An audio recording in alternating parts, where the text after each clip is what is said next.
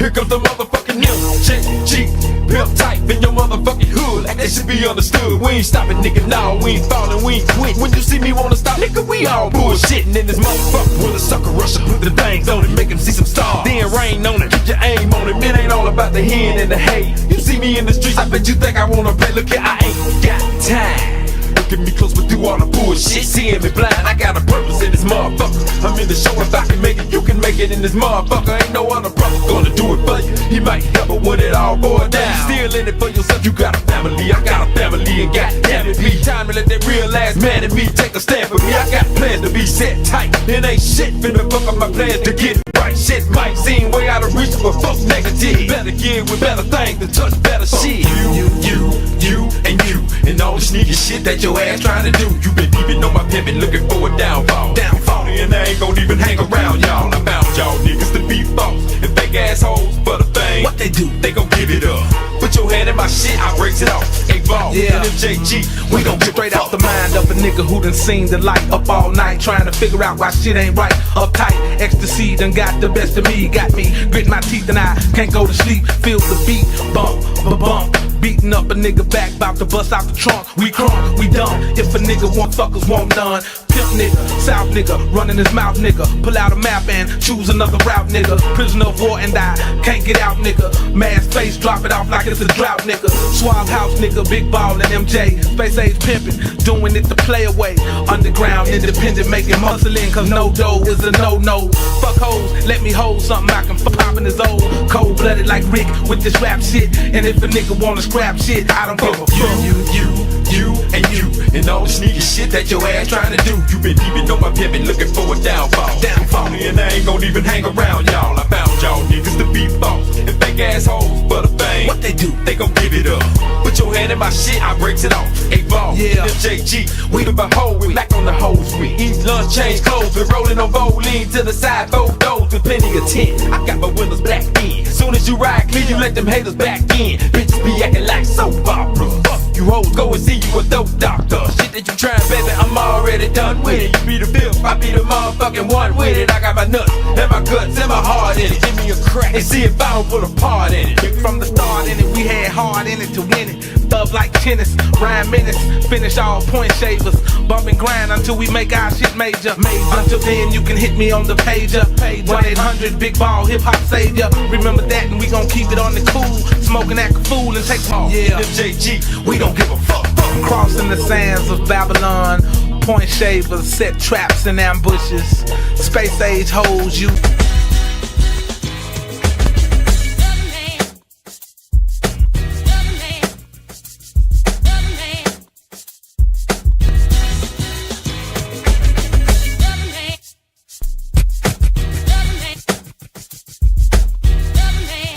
Clear in the chat room. Give me a black fist or a thumbs up if you can, okay? And look, let me go ahead and let you know right now, in case you're new to the channel, we cover subjects like this. Expect PukeTube to mess with the stream, okay? Make sure that you understand that PukeTube does not like channels like this when we talk about these race soldiers, because see, I'm one of the channels that, of course, you have to stick within PukeTube's guidelines. But when it comes to the edification and education and empowerment and protection of our people, I don't mince words, okay? So I'm seeing y'all can hear me loud and clear, just letting y'all know ahead of time. There will be shenanigans with tonight's stream because we're going to cover a situation that unfortunately we see happen all too often to our people in Black America. Black men, Black women, Black children, you know, these demonically cowardly race soldiers, which I tell you are not even human. They often target our people and then turn around and have the nerve, because this is why I tell you they're demonically insane and they're schizophrenic. On the one hand, they run around and tell us they have all this Black fatigue, and then on the other hand, as soon as they're in trouble, hey, Black people, you know what I'm saying? They come running to us to fix their problems, but then when they see things like what we're going to review here tonight, oh, no, you can't find none of them to stand with us to try to produce justice or go and confront these demonic race soldiers in their community and try to produce justice, okay? So, you know, we're going to discuss not only what happened to our young brother here, William McNeil Jr. We're also going to discuss the proper way that you deal with race soldiers when you encounter them. Okay, I'm going to teach several lessons over here tonight, so it's going to be one that everybody's going to be able to learn from. Now, let me go ahead and give my disclaimer. If you are the type of person that you are on the ain't no racism train, hey man, knuckleheads and knuckleheadettes, this is not for you, okay? Hey, don't listen to me. Them folks will show you better than I can tell you. You know what I'm saying? And we're going to examine that type of Sambozo mentality a little bit later in the broadcast, okay? And okay, at the top of the broadcast too, I want to mention something else. I will definitely combine the contributors list because I had some running around to do, had to take care of some things, and I forgot to post it. So it'll be an extra long list, you know, after this broadcast. Then forget about y'all, you know, on the previous stream. Okay, so I got you. Just something I do as tradition to show appreciation to anybody that supports this platform. Okay, so with that said, ladies and gentlemen, I hope all of you are doing well because I'm going to scroll up here, see who all I see, and I'm going to greet those of you who are joining us in the chat room. It's something I do tradition on this platform. I see TJ in the building. Church of Black Power is over here. I see Charlie X in the building. Only Pamela's Way. I see Mac Maroon in here. The brother Rath is in here. Sister Stuns Ed, I see you. I saw you was over there in Brother Dewan B stream earlier. Oh, man, boy. I got to talk about that in a second. I see Pretty Black Queen 15 in here. What's going on? B1 Satin Doll. Let's see. I see V Moss being here. Sister Mrs. L, salute to you and Brother Mr. Sam there. Emma Johnson's in the building. Let's see. Doc B1, I see you. My good brother Black Voltron Reloaded in the house. Diesel Mike, I see you as well. Tanisha Murdoch, Priscilla Taylor. Let's see. Make sure I don't miss anyone. Netta J, what's going on, sister? So that's everybody I see, and the good brother Derek Parker. Salute and welcome to all of you and anyone that'll be in attendance tonight. Man, speaking of my good brother Dewan B, boy, as you all know, before we get into serious subject matter here tonight, the unapologetic anti-black racist Hulk Hogan has gone on to be with his anti-black clan sisters and good riddance to bad rubbish. Brother Dewan B did an excellent breakdown and stream of that particular situation. And you know, he put it together in its proper context across the board because, you know, in short summary, what I like about how the brother broke the stream down, he was basically acknowledging, okay, this is one of the unique experiences about us as Black Americans. In this country, we can grow up, you know, with things that are a part of our childhood that we remember, you know, fond memories, TV shows, things that we enjoy with our grandparents, our parents, or what have you, and then come to find out, of course, since this is America, some of these people, man, their true colors come out and they let everybody know how they really feel about black folks, okay? Oh, man, let me tell you something. I'm going to say this about that bastard Hulk Hogan, okay? Or Terry Bollea, okay, the man that he was known. All right, the character Hulk Hogan, man, look, as a young black boy in the South, I grew up watching wrestling as well. That's one of my fondest memories with my grandparents. It was a household staple, but, you know, hey, a lot of us coming up as kids in the 80s as Gen Xers, hey, man, that was a big part of our childhood. And, you know, I remember the day we found out how he really felt about us. You know, of course, it's when we were in adulthood. We were like, oh, you rotten, filthy bastard. It's kind of like, you know, for those of us that are adults when it comes to something like that, if you're a black person, okay, because if you're a white person, you ain't gonna never understand this, okay? But as a black person, when you find that out about, you know, certain people that you kind of like, you know, remember from your childhood, things that were a part of it, you're like, you dirty, rotten motherfucker, you, because as a child, you're innocent. You know what I'm saying? We're innocent as children. And that's all we know. And it feels like somebody violated a part of you when you find out what these demons really are. You know what I'm saying? I mean, so this is why, you know, black folks, especially those like myself, just not cooning and buffooning and we compromise because we land up with no white man or white woman. You know what I'm saying? We're like, hey, man, fuck you and your entire existence. Let me tell you something. Y'all know where I'm at with it. Hey, I love you to life and respect you. As long as you respect my people, but if you don't like me, I don't like you.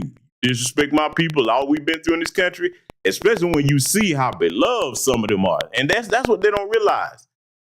You know, I get it. In Alabaster land, they think everything's supposed to be for them. But, you know, if you're doing something that's presented to the public, hey, you got kids of all ages, all different races and demographics that, you know, hey, you might be a part of their childhood. But see, you know, racism and white supremacy, they're loyal to white supremacy first, okay? And like the brother Dwan B said, the bastard never made any apologies or tried to make amends to the black community. So, you know, hey, hey, many of us ain't gonna miss your ragged ass. You are one less anti-black racist and white supremacists that is walking around here. See, I'm gonna say something to you, Alabasters, because I know you're listening. Hey, boy, y'all gonna be joining them, okay? Because, boy, our ancestors are not pleased, okay? Let me tell you something. The only way, you know what I'm saying, that you are really gonna turn back your fate, and I can't see you doing this, you have to repent from your wicked ways, but you're not gonna do that. Oh, no. Yeah, we know your people. You have shown us that you are unrepentant.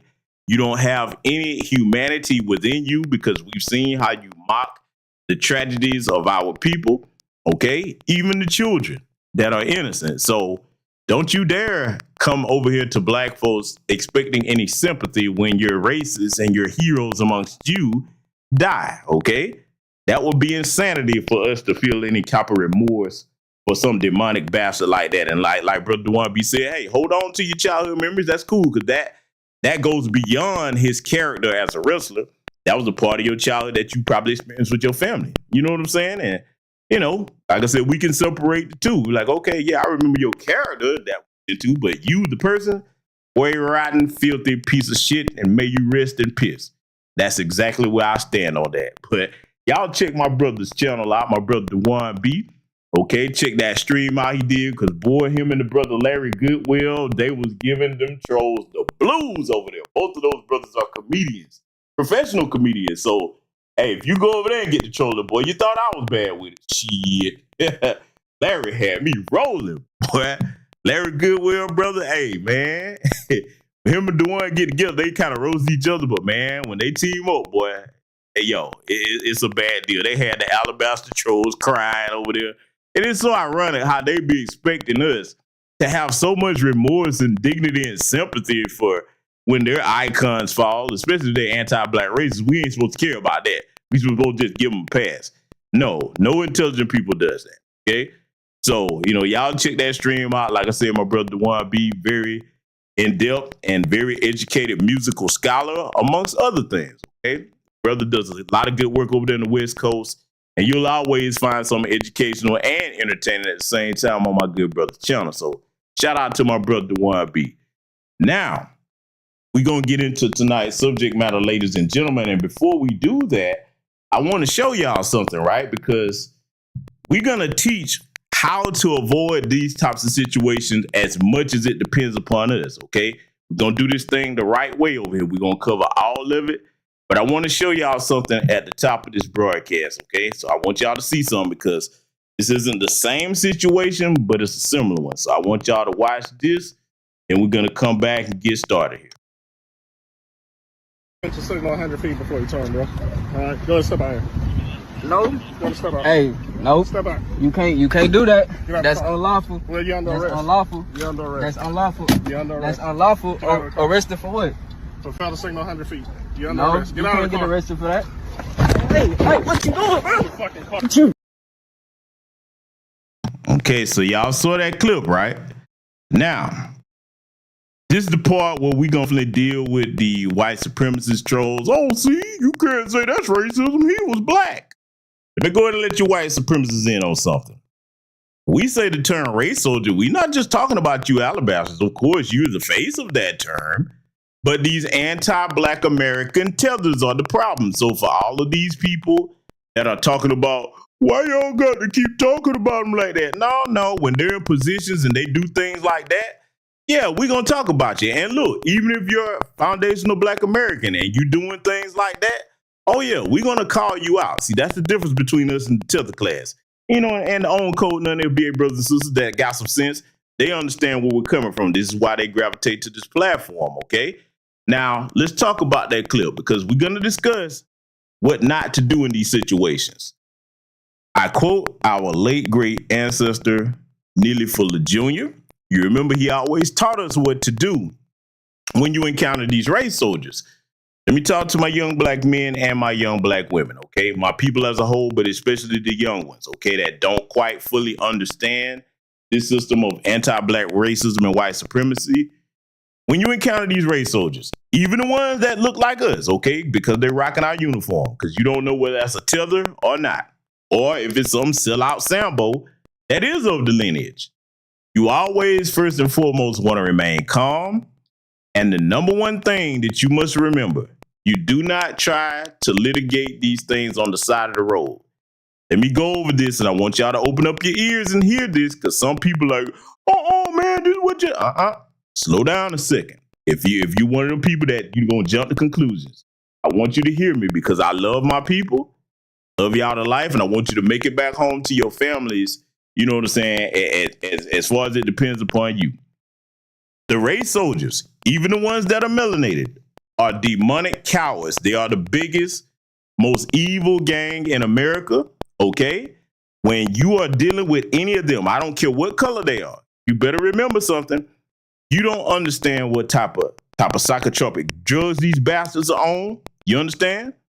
Many of them are alcoholics, cokeheads. You understand? They are not in their right frame of mind. They are not mentally stable. Truth be told, if proper standards were conducted about screening, about who should get that job and who not, as far as mental health, they will have to have fired damn near 75% of them. And I'm being conservative when I say that, okay? Number two that you must remember when dealing with these race soldiers, especially the Alabaster ones. Amongst the Alabaster people, that is not considered an honorable profession. See, I'm gonna put y'all up on some game, okay? Because I've heard white people tell me this, if they're honest with you about it. The race soldier profession amongst the white people, don't be fooled by all that back the blue, we love the cops. No, they love them when they brutalizing black people. Amongst white society, though, they look at being a police officer as being the same, and not to denigrate anybody that has this job, because all jobs in the society are important. But I'm just telling you how the white supremacists think. Amongst the white supremacists, being a police officer is damn near like being a garbage man. Oh yes. Oh yes. Let me go into detail about why I say that. The white supremacists look at being a police officer as, okay, this is like a reserved position for those that don't have any type of intellectual capacity. You know, and you basically gonna be a grunt. Okay, you're gonna carry out our orders, and they'll love you as long as you do that. But as far as like, if any of their children say, hey, mom, dad, I want to go to police academy, they're not cheering that on. They're like, what? That's for the poor white trash. You understand? Oh yeah, I'm going here. Oh, white folks, don't think I don't know how your people think. I do. Oh, I know you. Okay, you're not fooling me and most of the people that are over here in this chat room. And welcome to all the new subscribers that are constantly gravitating to this platform. You're gonna learn a lot over here, especially if you're a brother or sister that's not in America. Or we're gonna give it to you straight over here. Okay, so that's the one thing you got to remember. And why am I telling you that? See, let me talk personally about how I deal with the race soldiers, okay? First and foremost in my mind, I'm going to be calm when they encounter me, okay? They don't scare me. I'm not afraid of the motherfuckers. I'm not going to live in fear of my own country. I make sure that I have everything above board as far as my license, registration, and we're going to get into that a little bit later in the broadcast too. So just put a pin in that. The next thing I understand, when they come up to me, my thing is, okay, whatever it is you stop me for, whatever it is you want, I'm going to go ahead and give you what you need so I can get back home to my family. And I have an actual life that I love to live, to get back to. When I see them in my head, I'm like, oh, I know your life must suck. Oh, yeah, I'm going here. I know your life must suck. You better understand, man, some of them, they're not happy at home. Their marriages ain't worth two dead flies put together. They're miserable. And what they do, that's a dangerous position for them to be in, because they don't like their lives. They're going to get out here and take that out on other people. So you have to keep that in mind. And I'm like, look, you know, I'm just going to be honest. In my mind, when I'm thinking about them, I'm like, yeah, buddy, you know, I already know you frustrated and you don't like where you at in life. And I love where I'm at. So, you know, hey, I'm not really, you know, I'm not gonna let you rattle me like that so I can give you the satisfaction of being able to harm me without just cause, okay? So, I just want to let y'all know that. But we're gonna play, what the brother William McNeil Jr. had to say.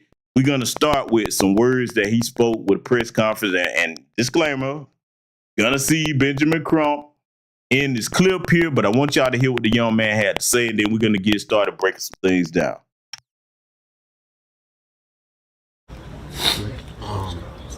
First of all, I want to thank God for bringing everybody here together, and thank y'all for supporting me. That day, I just really wanted to know, why I was getting pulled over and why I needed to step out the car, and I know I didn't do nothing wrong.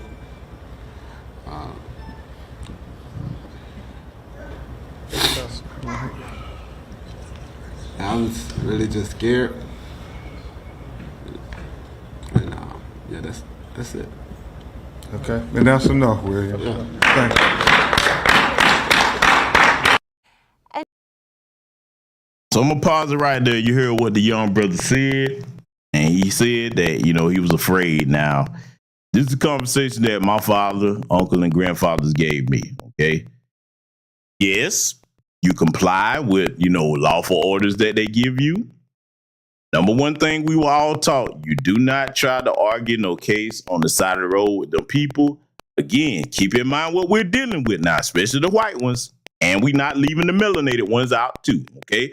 Because whether they of our lineage, foundational Black American freedmen, or they in the tether class, some of them, you have to understand that going through the training of graduating the police academy, they're going to be surrounded by the alabaster people. So in order to fit in, they're going to be indoctrinated and adopt their ways and their thought processes about Black people. You better understand that a lot, not all, but too damn many, enough for it to be a problem. Many melanated folks that wear that badge, these the ones that they can say the word nigga around and they laugh with them, okay? Especially the other class, you understand? Because they're like, hey, you're not talking about me, especially if I got this uniform on. They mind fuck themselves, and then they have to be in a situation like Muhammad Noor up there. You remember what happened to him? Shot that alabasters one time, doing his job the right way. You see how they turned on it. And what happened to all that black back to blue? All the white folks like lock his black Somali ass up, okay? Yeah, we going there tonight, okay? So you got to understand that even when you're dealing with the melanated ones, that's their mindset. These are some of the most self-hating coons and sambos and sambets that you have ever seen, all right? Now, when it comes to the white folks, you need to understand that when you're dealing with them, they already looking for a reason to try to harm you or try to provoke you into a situation where they have justification in their sick demonic minds to harm you. So one of the number one things that you don't do is engage in a verbal back and forth with them. Sure, ask your questions if you need to, but at whatever point, do not get in your mind that, okay, I'm not going to do this, I'm not going to do that, I know my rights. Let me tell you something. When you in that situation, these motherfuckers are armed. There's more of them than you. They have radios, so you're not going to outrun them. That's not going to end well. And you have to understand something, young Black men and women in particular. All that mouth and all of that stuff, nope. Sometimes it's better to be quiet, okay? Because sometimes you can put yourself in a position, and we know they'll do it. Because, see, remember, when we have prior history to judge their demonic behavior by, they can't wait to get trigger happy with our people. They can have their own people with weapons trying to stab them, shoot them. Remember that video of them little white kids busting at the cops with automatic weapons? They went out their way not to shoot them. But a Black person, oh man, you could be running away from them and they will gun you down. So you need to be aware of that. Now, again, being aware of this does not mean that you're afraid. And see, Black fathers, this is where you come in at. You have to sit your children down and let them know that you do not have to be afraid of them. That doesn't mean that you call yourself trying to be combative and show them that, okay, I'm not going to make you do this or that. Because you got to think about something. I try to get people, especially young Black folks, to think, okay, if you in that situation, you talking about what you're not going to do, that doesn't mean they're going to just turn around and leave, especially if they done called back up. They done box you in, you know what I'm saying? Because they cowards. They claim that they so afraid. when they got body armor, all types of weapons, radios and all that. You the biggest pussies on earth. That's one of the safest jobs in America. You look up the actual real dangerous jobs. Your loggers, your crab boat fishermen, okay, your power line operators, things of that nature. Hell, window cleaners on skyscrapers. I mean, there's tons of jobs that are 1,000 times more dangerous than what these pussies do, okay? And I'm talking about all of you motherfuckers, because we're not going to play that, oh, well, this just a few bad apples. No, it's not. No, it's not. You have to keep in mind that the race soldiers started out as slave catchers, okay? For those of you that don't know your history, that's how they started out. You think that institution has changed its modus operandi when it comes to black people? That's what they're there for. And here's the kicker. This is where everybody should pay attention. Even you Alabasters is up there trying to see what are the blacks doing. You need to look up what the actual function is of a police officer.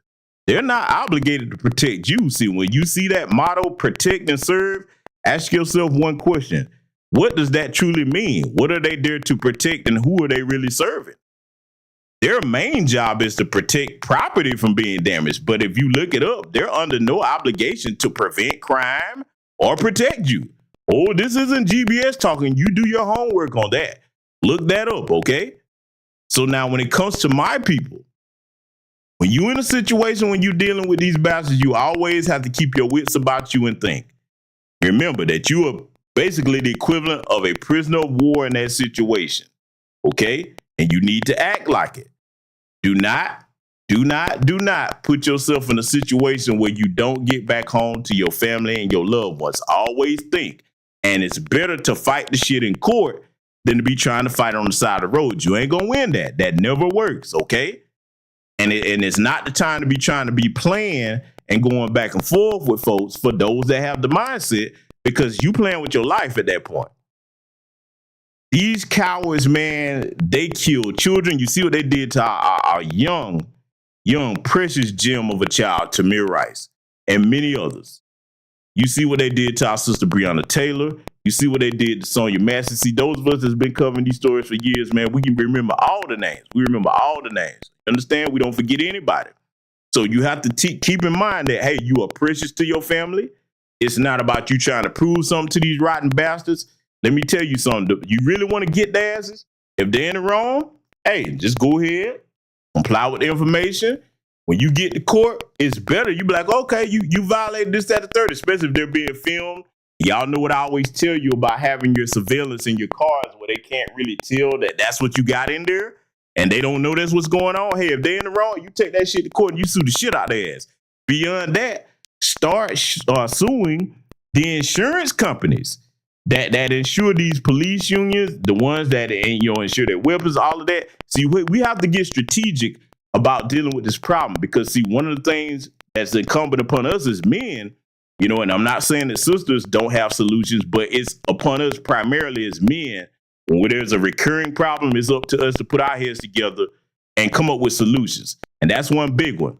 And look, I know that a lot of black folks don't like talking about this, but we talking about how to counter this threat. All of us should have life insurance. Dick Gregory talked about that long before I did.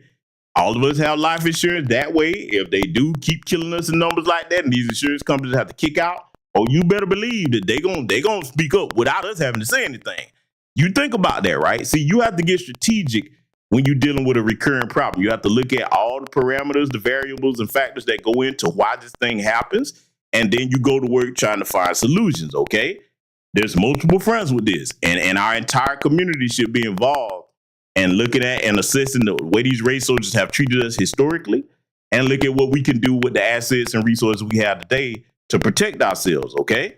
So we're going to play this news report here, and I'm going to let a good portion of this play, and then we're going to come back with teaching another very important lesson about this. Let it play. Now another perspective from a former prosecutor with more than 30 years of legal experience in Jacksonville. Our Sydney Deshawn is joining us now. And so, Sydney, shock, that's the word that this attorney says he felt while he was watching this video. Just shock. Tell us more. Yeah, Jess, that's exactly right. He believes the incident is a clear situation that was a case of police brutality during what should have been a simple civil traffic stop.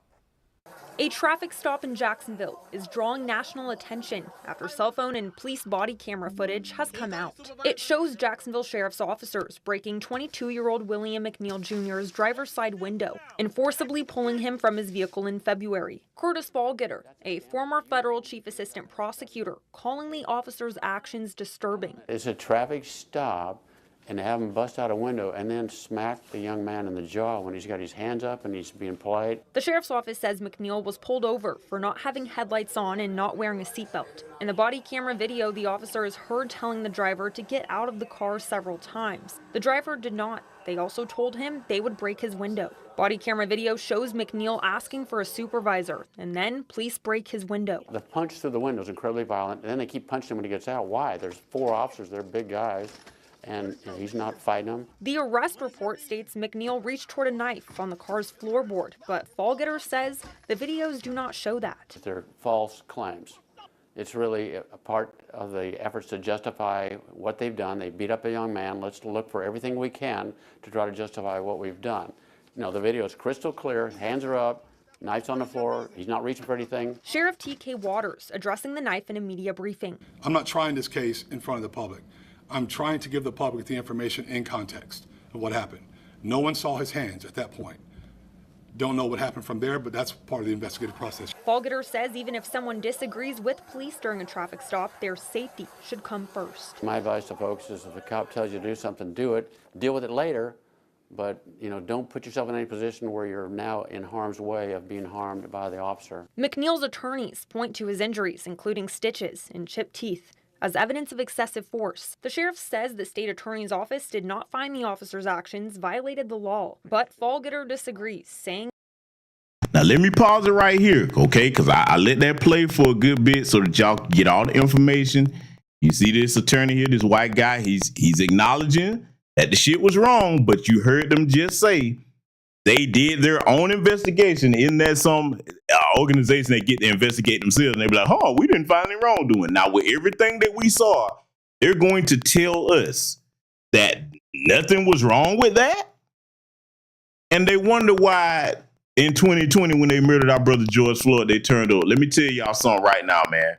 And no matter what race of person you are, if you got any sense and you're not an anti-black racist or white supremacist and you listen to this broadcast, all of us as taxpaying American citizens should say there's a zero tolerance for that.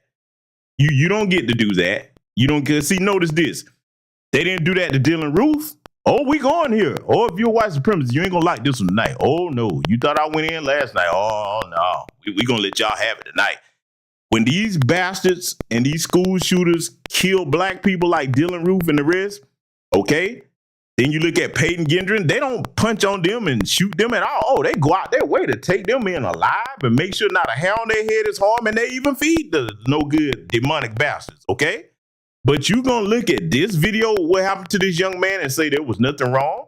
Now, we're gonna get into covering all of that from the arrow to the zero and point out what was right and what was wrong in it. Oh, we're gonna get to that, and I'm gonna show y'all a really dirty trick that the race soldiers try to do, and it's going to underscore something that I've been preaching to y'all on this platform for years. Make sure not only that you have surveillance around your homes and in your homes, but you must have surveillance in multiple areas of your vehicle, okay? And you can get it professionally done where they can't even tell that you have cameras in there, okay? Because this could save your life. It could be the difference between life or death, or proving your innocence if one of these raggedy bastards try to plant something on you. We've seen countless times they planted things on black people. Okay, it wasn't in this case that we know of, but they have done it, all right? So I just want y'all to hear what they're about to say. We're going to let this continue, then we're going to get into teaching some more lessons about what you do. We're going to have solutions over here tonight. Get back to it. They assaulted the driver. Those are civil citations where you should have gotten a piece of paper saying show up in court, not get beat up. To me, it's a clear case of police brutality on what should have been a simple traffic stop, if at all. And again, the sheriff says officers were cleared of criminal wrongdoing by the state attorney's office. The Jacksonville Sheriff's Office has opened its own administrative investigation. Okay, so now you heard that. They say they investigated and they cleared them of all criminal wrongdoing. Let me talk to you white supremacists for a minute. You see, You better understand something in this country. For the race soldiers particularly, let me address you directly. You race soldiers, you cowardly, no good bastards. You do know that all the civilians in this country outnumber the police and the military. You know that, right? Let me tell you something. Society, if we all had our priorities straight, but definitely my people I'm talking to, because I don't expect these other anti-black bastards that want to be white adjacent to get on board with this. So I'm primarily talking to us.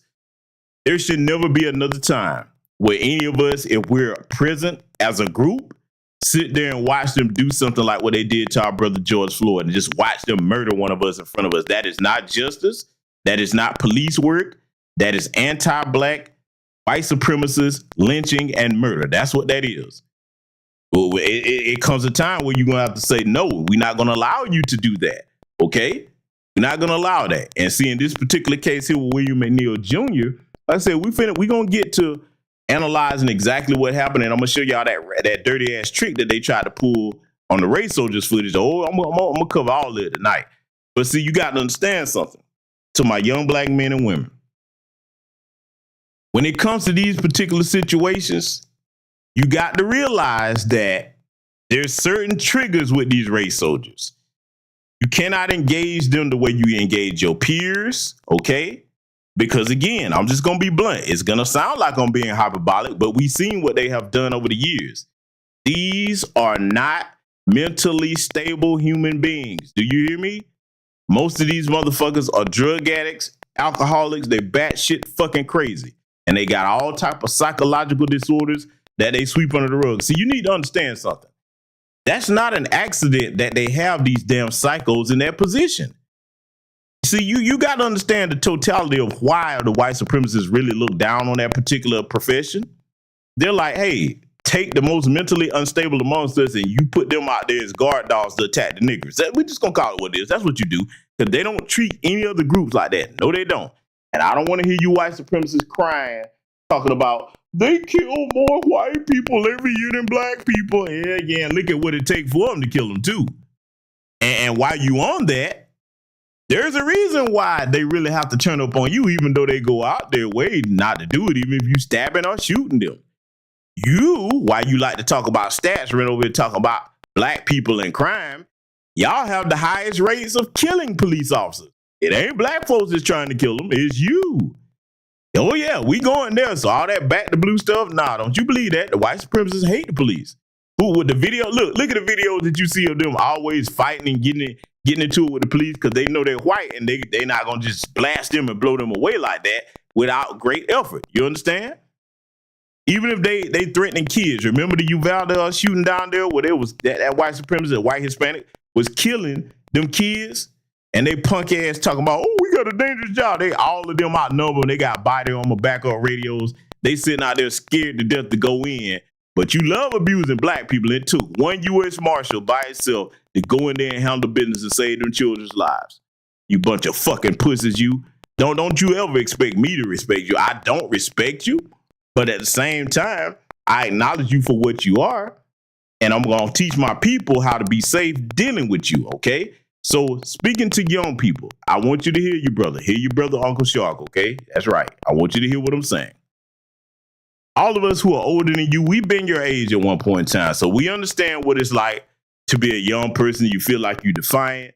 Ain't nobody supposed to tell me what to do, this, that, the third. You need to understand, though, when it comes to dealing with these particular race soldiers, that is not wise of you to conduct yourself that way. I am not going to tell you to be, yes, boss. Oh, Lord, I'm so afraid. No. If you're dealing with one of them, they pull you over. First of all, if you see them and they trying to pull you over, I'm going to tell you what my father, uncles, grandfathers told me. Go ahead, make sure that you have your license and registration at an easy accessible place. You go ahead and get that present where it can be seen, put it in the seat, on the dashboard or whatever. And when you pull over, have your hands where they can see them. Hell, I'll tell you a better one. Me and my cousin was talking about this not too long ago. Put them out the window. Now, in this brother's case, his window wouldn't roll down the driver's side. But we're going to get into something that he did to trigger them. And see, this is the part where everybody's going to have this talk with your black sons and daughters, okay? And look, I'm addressing, even though this is a young man we're dealing with this situation, I'm also going to address you ladies, because y'all know I've said this for years, and I'm going to repeat it here tonight, because I do not overlook the sisters when it comes to these demonic race soldiers. They love targeting all of our people, okay? The reason why I tell the sisters, do not call yourself trying to argue with these motherfuckers on the side of the road. I'm going to bring up one name, and see, I'm the brother over here. I use foresight and try to get my people to think. If they don't go worst case scenario and just kill you, you have to understand that there's many more Daniel Holtz claws out there. Now, if you don't remember who he was, that was that little white Asian that was running around handcuffing them sisters and taking them off in places and raping these sisters, man. You know what I'm saying? So if you're a woman that you got all that mouth and you, I ain't gonna do this, I ain't gonna do that, okay, just remember, and this goes for any of us, if they do handcuff you, there's no guarantee that you're going straight to a police station. You better understand, even in 2025, there's no guarantee that you're going to a police station. Yes, they have body cams, but how many times have we seen them turn them body cams off?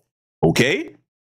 How many times, even if they had the body cam on, how many times have we seen when they know they're in the wrong, they'll get that footage and edit it and cut all the wrongdoing out. See, you got to understand, when you're dealing with a demonic, cowardly devil, as black people, we cannot afford to engage this wicked enemy with emotionalism.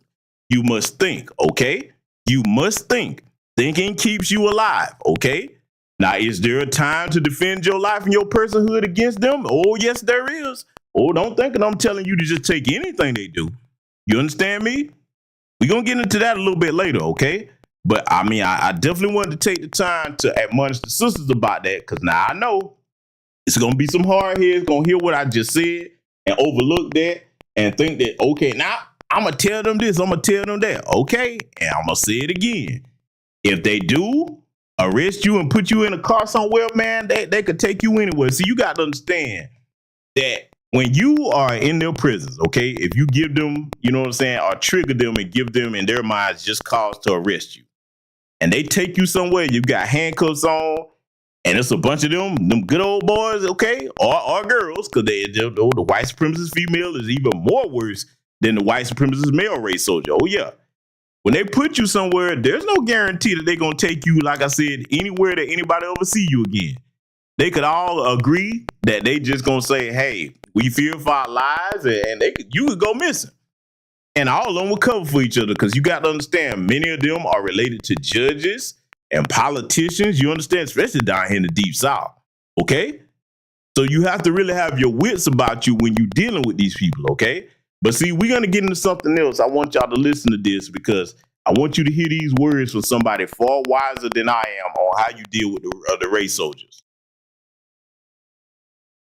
In a system of white supremacy, anybody who approaches you who is white in a manner that you perceive to be hostile or maybe opposed to you may be a race soldier, meaning a white supremacist, sometimes in the guise of a law enforcement officer.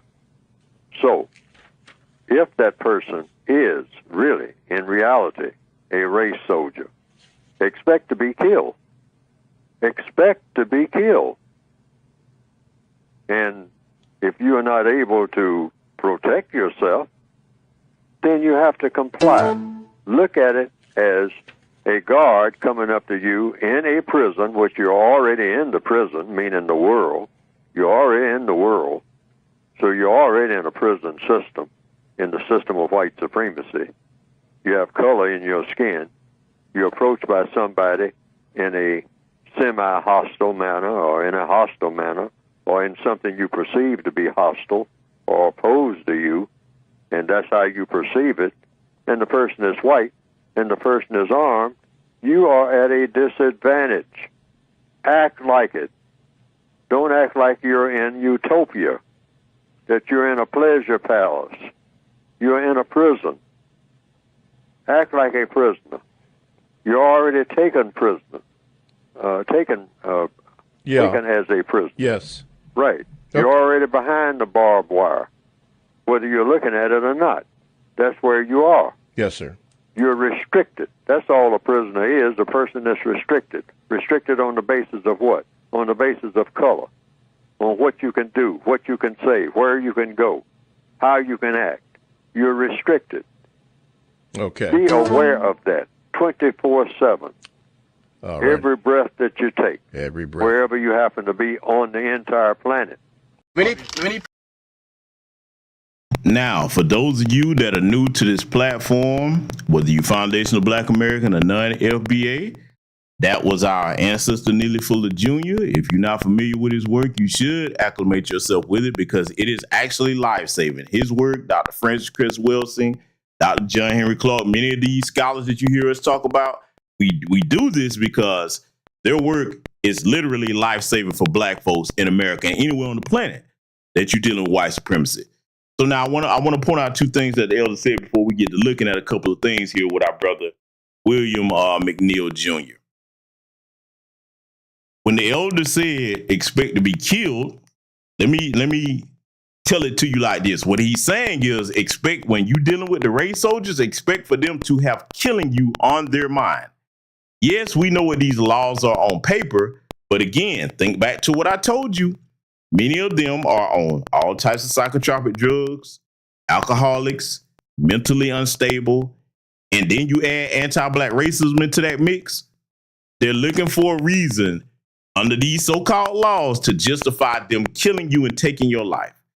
Now, let me give you something else. Like I told you, when I'm dealing with them, I already know that this is the bottom of the barrel of white society.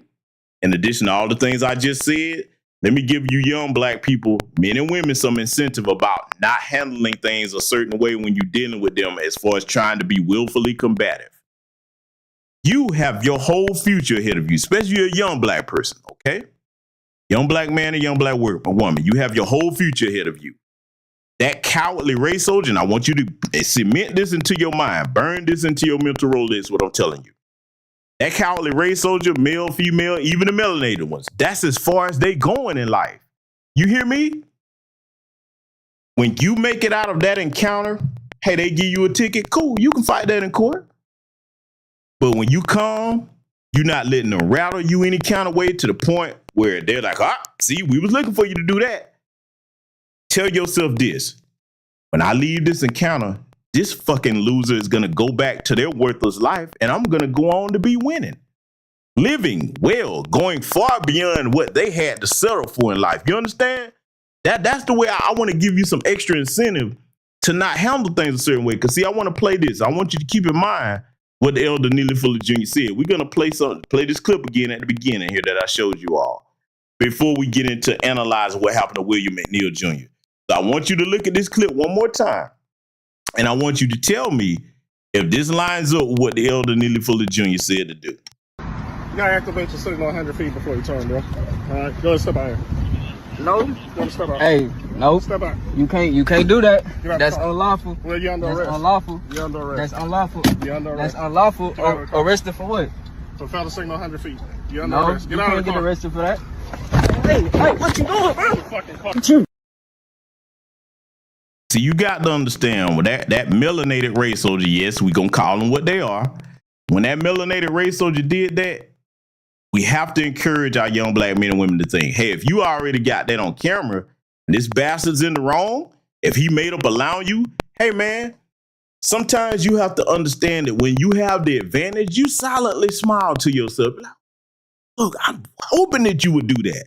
Y'all remember years ago, I told you the story about how, you know, when I came home on one of my homes, because I have a very nice home, I have a very nice car, came back from a vacation, and y'all, you know, I told this story before. I'm coming back, and because of where I live and everything, some of the Alabasters called themselves calling the folks on me or what have you. They was riding by. They don't even, if you go to either one of my houses, especially my main one that I live in, I don't have no neighbors like that, okay? I mean, my property, you know what I'm saying, is gated pretty much, so I'm coming back, and instead of this stupid bastard, this race soldier, listen to how dumb this motherfucker was for people that hadn't heard this story. This motherfucker thought that I'm a thief breaking into a house in broad daylight, getting luggage out of my car, going back and forth, putting something into a home. Now, family, you got to understand, they tell us that they have high IQs.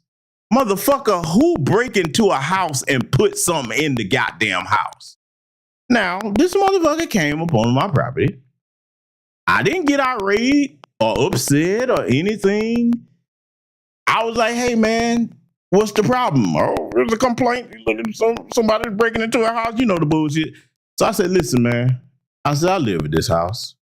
I'm pissed now, but at the same time, I'm not showing him that because I'm like, oh, I got your stupid ass. And y'all that hadn't heard this story, we gonna get to the end. Let me tell you something. Get the motherfucker ID. I'm like, hey, I got the keys. I can prove I live here. I'm like, you see me putting stuff into the house. Of course, I'm making it sound like, making him feel like a fucking dumbass for this stupid shit. So, you know, hey, everything was resolved cool. You know what I'm saying? Once he proved, you know, I proved that, hey, I live here, everything. And call people like, hey, no, this is where he live. You know what I'm saying? I show you the paperwork, show you that I own this place, okay? Did y'all think that that was going to be the end of that? Because now you better remember what I told you on that last stream. I am one of the most vindictive human beings you will ever meet. And I have plenty of resources to litigate your monkey ass. Let me tell you something. What y'all think I did? For those of you that hadn't heard this, man, I proceeded to, I was pissed off, but I was laughing at the same time because I was like, oh, you silly bastard. I'm gonna run your ass through the ringer. Cameras got all the footage up under my driveway and everything. I'm like, oh, boy, you done fucked up now, boy, because I love money. Man, I proceeded to call my attorney. Oh, we were both doing the Birdman hand roll. Long story short, oh, they had to pay you, brother. Oh, and see, here's the thing. You fucked up race soldiers, what you don't understand is this. I'm not saying that this is some shield and I'm not bragging about it, but with my military record, oh boy, I got some friends in high places down here in this state. And I'm not bragging because that's nothing to brag about. But in my particular case, hey man, it wasn't looking good for them. Oh, they had to give public apologies. You know I don't give two shits about no fucking apology. An apology don't mean a goddamn thing to me. Bitch, fuck you, pay me. Okay? Now, I'm not going to tell you how much I won from that, but it hurt. It taught them a lesson, and they really don't fuck with me like that down here. Now, full disclosure, I'm not the person that's going to ride around and give them an incentive to fuck with me. I will not drive on a suspended license. I'm not going to be driving in no car with no insurance. I'm not going to have nothing illegal in my car. So if you try to plant it on me, let me tell you something. My vehicles are like the damn Batmobile. Bitch, you don't know where cameras at in there. And audio. So I wish you would try to plant something on me, motherfucker. That includes my trunk, okay? Oh, yeah. See, me, I'm man, you better understand something. One of the things about being in the United States military, man, if you smart, you're going to take that back to the civilian world and use it in a practical way to protect yourself and your family. You understand? So, you know, like I said, yeah, they had to drop that bag and hey, look, I ain't had no issues or problems since. Now, I'm not saying that I never will. Oh, but boy, that hurt. Because look, let me tell you what they tried to do. Oh, they were thinking that I was going to settle. I was like, oh, settle? What is this? Oh, no, there will be no settling, you motherfucker. Nah, oh, boy, I hit no motherfuckers across the head. Man, you imagine? Do you know, I mean, to this day when I'm talking about this, yes, I'm here alive to tell the tale. But I'm telling it for a reason because, again, you have to understand how stupid these sons of bitches are. You come to somebody's house on a call because you're supposed to investigate the call and see what's going on. Now, you would think, what thief in broad fucking daylight is taking stuff out of a car, going back and forth into the house casually? You mean to tell me that you didn't put two and two together like, well, you know what?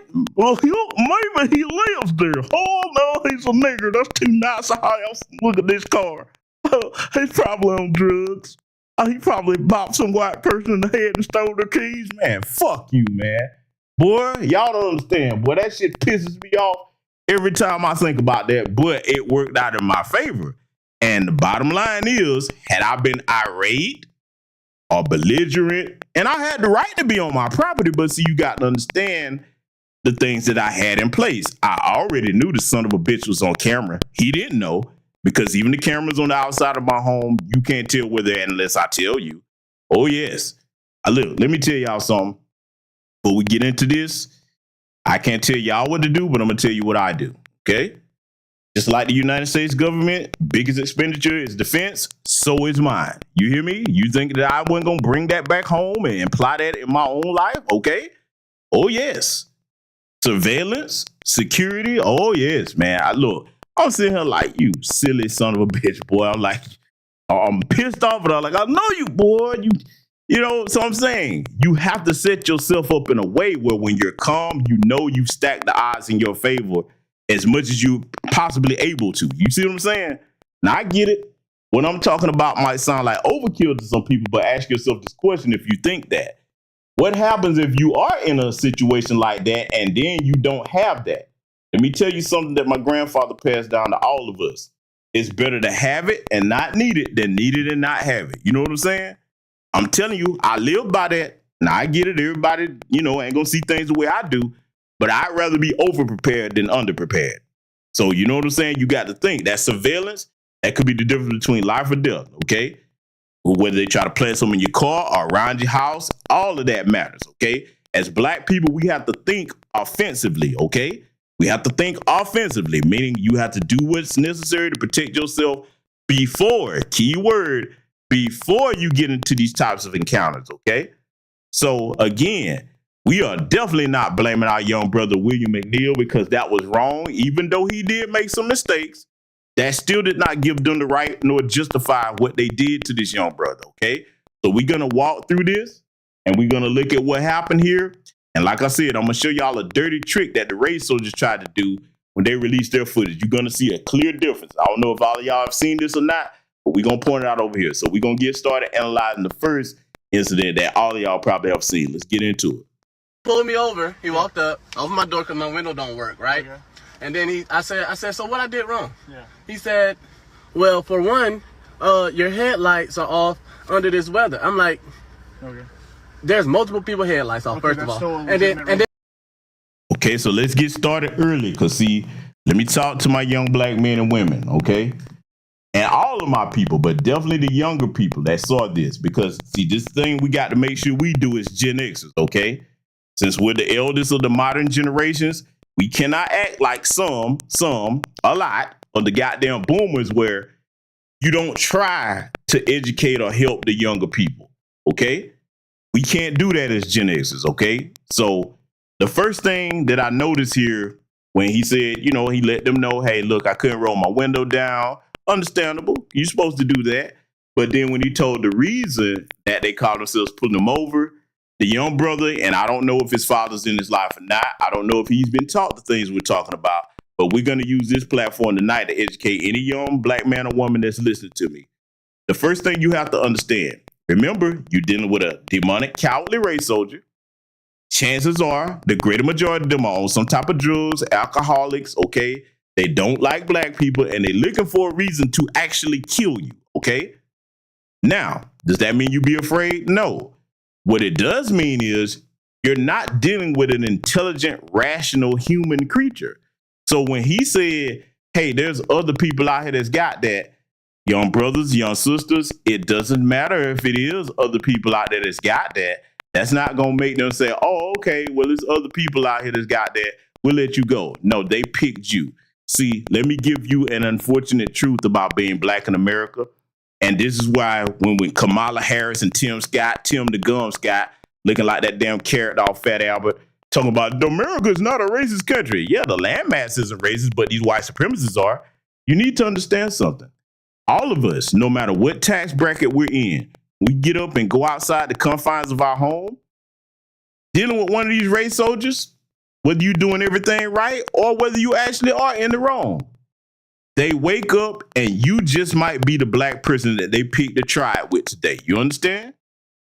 I'm going to say it again. Young black man or woman listening to me, you never know when you come outside the confines of your home if one race soldier or several have said, you know what, this is the nigga we going to try today. And what's going to save you in that encounter is you having your wits about you and thinking, okay? So that's one of the first mistakes that I see the young brother made, trying to reason with them and telling them about what other people got going on. The brother might have been absolutely correct. But see, that's beyond the point when you're in the situation. So you always have to keep focused on what your particular situation is dealing with these psychotic fucking cowards. Let's let it continue. And then there's no rain. It doesn't matter. You're still required to have headlights on. Where, can you pull that law up? Huh? Can you pull that law up? Yeah, when you step out of the car, I will.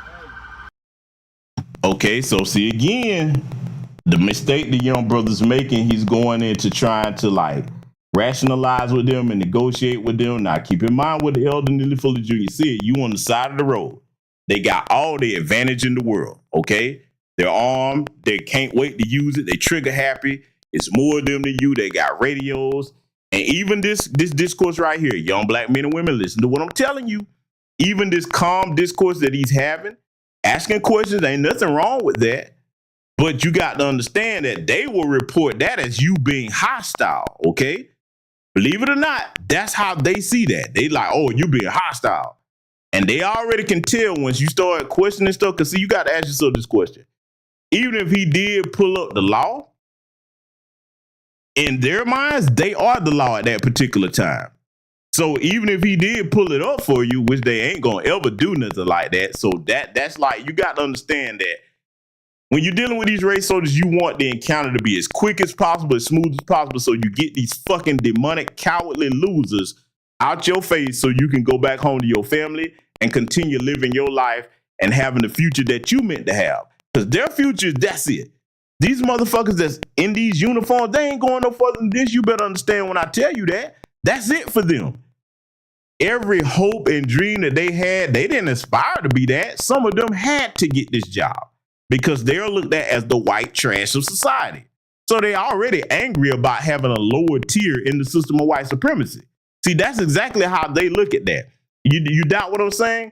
Hold on, let me take this band down. I want y'all to really study this, right? Because we're going to really get deep into this thing here. I want you to look at the looks on the race soldiers' faces that you can see in this picture here. Look at that. Do they look like they happy to be on that job? Now, you probably say, well, brother, that's just because they dealing with him and they finna get ready to start tripping. No, they was like that before they encountered this brother. They was like that before they got up in the morning. See, I want you to really let this resonate. Young black men and black women that may find this broadcast, or if you're over here listening to it live, their lives are not happy lives. Some of them are going through divorces. Some of them done been cheated on. Some of their own, you know what I'm saying, members of the force probably fucking on their wives and husbands and shit. You don't know what kind of demonic shit or degenerate shit they got going on that they dealing with. Hence, then, if they are dealing with something like this, I really want you to understand what type of demonic fucking loser you dealing with. They can't quit the job because that's the only thing that they're good at. That's the only thing they got to hold on to for dear life. So they're stuck in this limbo. Now here come the drugs to cope with this hell that you stuck in, being a lower tier white supremacist in the system of white supremacy. Your status isn't going to get any higher. You're basically the trash man of white society. That's how they look at you. So you got to understand the psychology of what's going on when you encounter them. Now, you got to understand something else. And this is what we try to tell the Sambos, okay? Even if you are a well-dressed, educated brother riding in a nice car, oh, that puts you in more danger because, hey, they looking at what they have to drive. They're like, oh, I ain't got no nice car. Why is this nigger driving this nice car? You better understand it. They don't like that. See, and I'm saying that for the people like, oh, well, you know, just don't be looking like a thug. And listen, man, it ain't got nothing to do with the way you dress. They lynched our ancestors that was in business suits. That was business owners coming from church. So it's not even about what you wearing, okay? So that's for the Sambos and Sambits that try to pull that crap. No, it's all about how unhappy they are with their position in the system of white supremacy. So if you a young black person, and look at all these motherfuckers are older than this brother. See, we really have to take our time and make our young people think about what they're encountering. They're looking at you, young black man or young black woman, and they know that you're younger. They're like, damn, if I was his or her age, I could go back and change the trajectory of my life. I wouldn't have to have this shitty job. Okay, you got to understand, they envy where you are. You understand? See, a lot of times the younger people, they don't think this far ahead of what I'm saying here tonight. So I want to make sure that I really get this message across about how they see you. Okay, let's let it continue. Can you call your supervisor?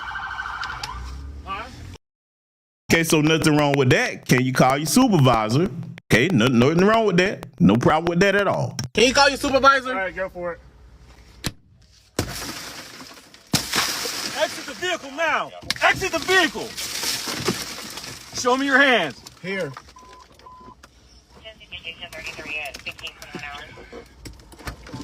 I'm here. What is your reason, sir? Step out. What is your reason? Step out now. All right. Get on the ground. Oh, no, don't. Get on the ground. Stop fighting. Put your hands on your back. Put your hands on your back. Now let me pause this right quick. Boy, I'd keep my composure with this. They're going to tell us that what we just saw right here, there was no criminal wrongdoing? Really? You notice you don't really ever see video of them beating up on white folks like that, even if they made threats toward the police. They don't do that. And we're going to get to what led up to this. Oh, we definitely going to show all of that. Because I'm going to show you that fucked up trick that they tried to pull. Because we saw this right here is what they did. Okay, right here on camera. All right? Thank God this young brother had this footage so we would know what was going on with this because they weren't going to put it out there. And we're going to prove that in just a second here. Okay? Now, at the point that they did that, you bust this man's window and you pull him out. Well, he probably really was afraid at this point here. Trying to talk to them at this point, nah, man, it's gone past the point of talking with them. These cowards are looking. You gave them the trigger they was looking for by arguing with them. Now, see, again, had he just stepped on out or what have you, hey, officer, could you get your supervisor over here? Hey, listen, I don't understand what's going on, etc. And if it looked like they're being combative with you, again, you have the right to remain silent. Remember, at best, as long as you not, you know what I'm saying, do anything to threaten them or whatever, you going to get a ticket. You can fight this damn thing in court. But you never want to be in this situation right here. Now, let's go ahead and address these melanated motherfuckers in this shadow. Oh, y'all know I wasn't going to let that go. Oh, you know I wasn't going to let that go. We don't know if these are tethers or not. That's it. Because, look, chances are they are. It's a lot of tether officers over here. And I honestly do believe that they were. I believe they were. Can I prove it? No. But I believe they were because, like, hey, they like that shit. See, you need to understand, the tether race soldiers, they think that makes them a part or useful to the system of white supremacy. If something like this going on, they participate in it against a black American. You better understand how many of them are in these positions, okay, that are looking to do something like this to any of us, okay, if they get the chance and we're not about our wits about how to avoid that. You understand? So, damn it, I just want to let it be known that it's not lost on any of us that saw this footage, okay? So we're going to get to something else here because I'm going to show y'all a dirty trick they tried to pull with their footage coming up. Hands behind your back. What's wrong with you? I was putting my hands behind my back. Stop. Ain't no talking now, man. Ain't no talking. I'm fucking talking shit, bro. I was doing it, bro. What's going on, man? You're under arrest. That's what's going on. No, bro. Yes, bro. You Yes. have a lawful reason, bro. Big knife center in here too. You gonna throw my phone like that, bro? Yeah, I'm gonna take it off of you, man. bro. Yeah. And I'm just trying to have a regular conversation with y'all, bro. That's not how it works. Too late. It ain't gonna too late. When they asked you to step out of the vehicle, you should have done that shit. Sir, your partner didn't even ask. Marijuana in his right pocket. Yes, it is. So why close the door if you see him pull up? Because, man, what you mean? He talking about. Now, if you notice that one that was talking there, that sound like an accent. Did y'all catch that, family? Yeah, see, now I know it right. One of them was a tether. Did y'all catch? You know what? Hold on, let's take this back. I want y'all to listen in case y'all missed that. Because, see, I'm a very attentive listener. I try to teach y'all to be as well. I'm going to play this. I want y'all to listen. One of the tether cops is going to speak, and you're going to clearly hear accent. Let's play this back. Bro, I was doing it, bro. What's going on, man? You're under arrest. That's what's going on. No, bro. Yes, bro. You Yes. have a lawful reason, bro. Big knife center in here too. You gonna throw my phone like that, bro? Yeah, I'm gonna take it off of you, man. bro. Yeah. And I'm just trying to have a regular conversation with y'all, bro. That's not how it works. Too late. It ain't gonna too late. When they asked you to step out of the vehicle, you should have done that shit. Sir, your partner didn't even ask. Marijuana. Oh, yeah. Yep. That's an African tether. I recognize that. I recognize the difference between the Caribbean and continental African dialect. Oh, yeah. I heard that. That was heavy. Oh, yes. Well, at least one of them, the motherfucker that was talking, definitely a tether. And see, I'm a bit different. A lot of people ain't gonna like what I'm about to say next. Let me tell you something. I don't care whether you foundational Black American or you one of them fucking tethers.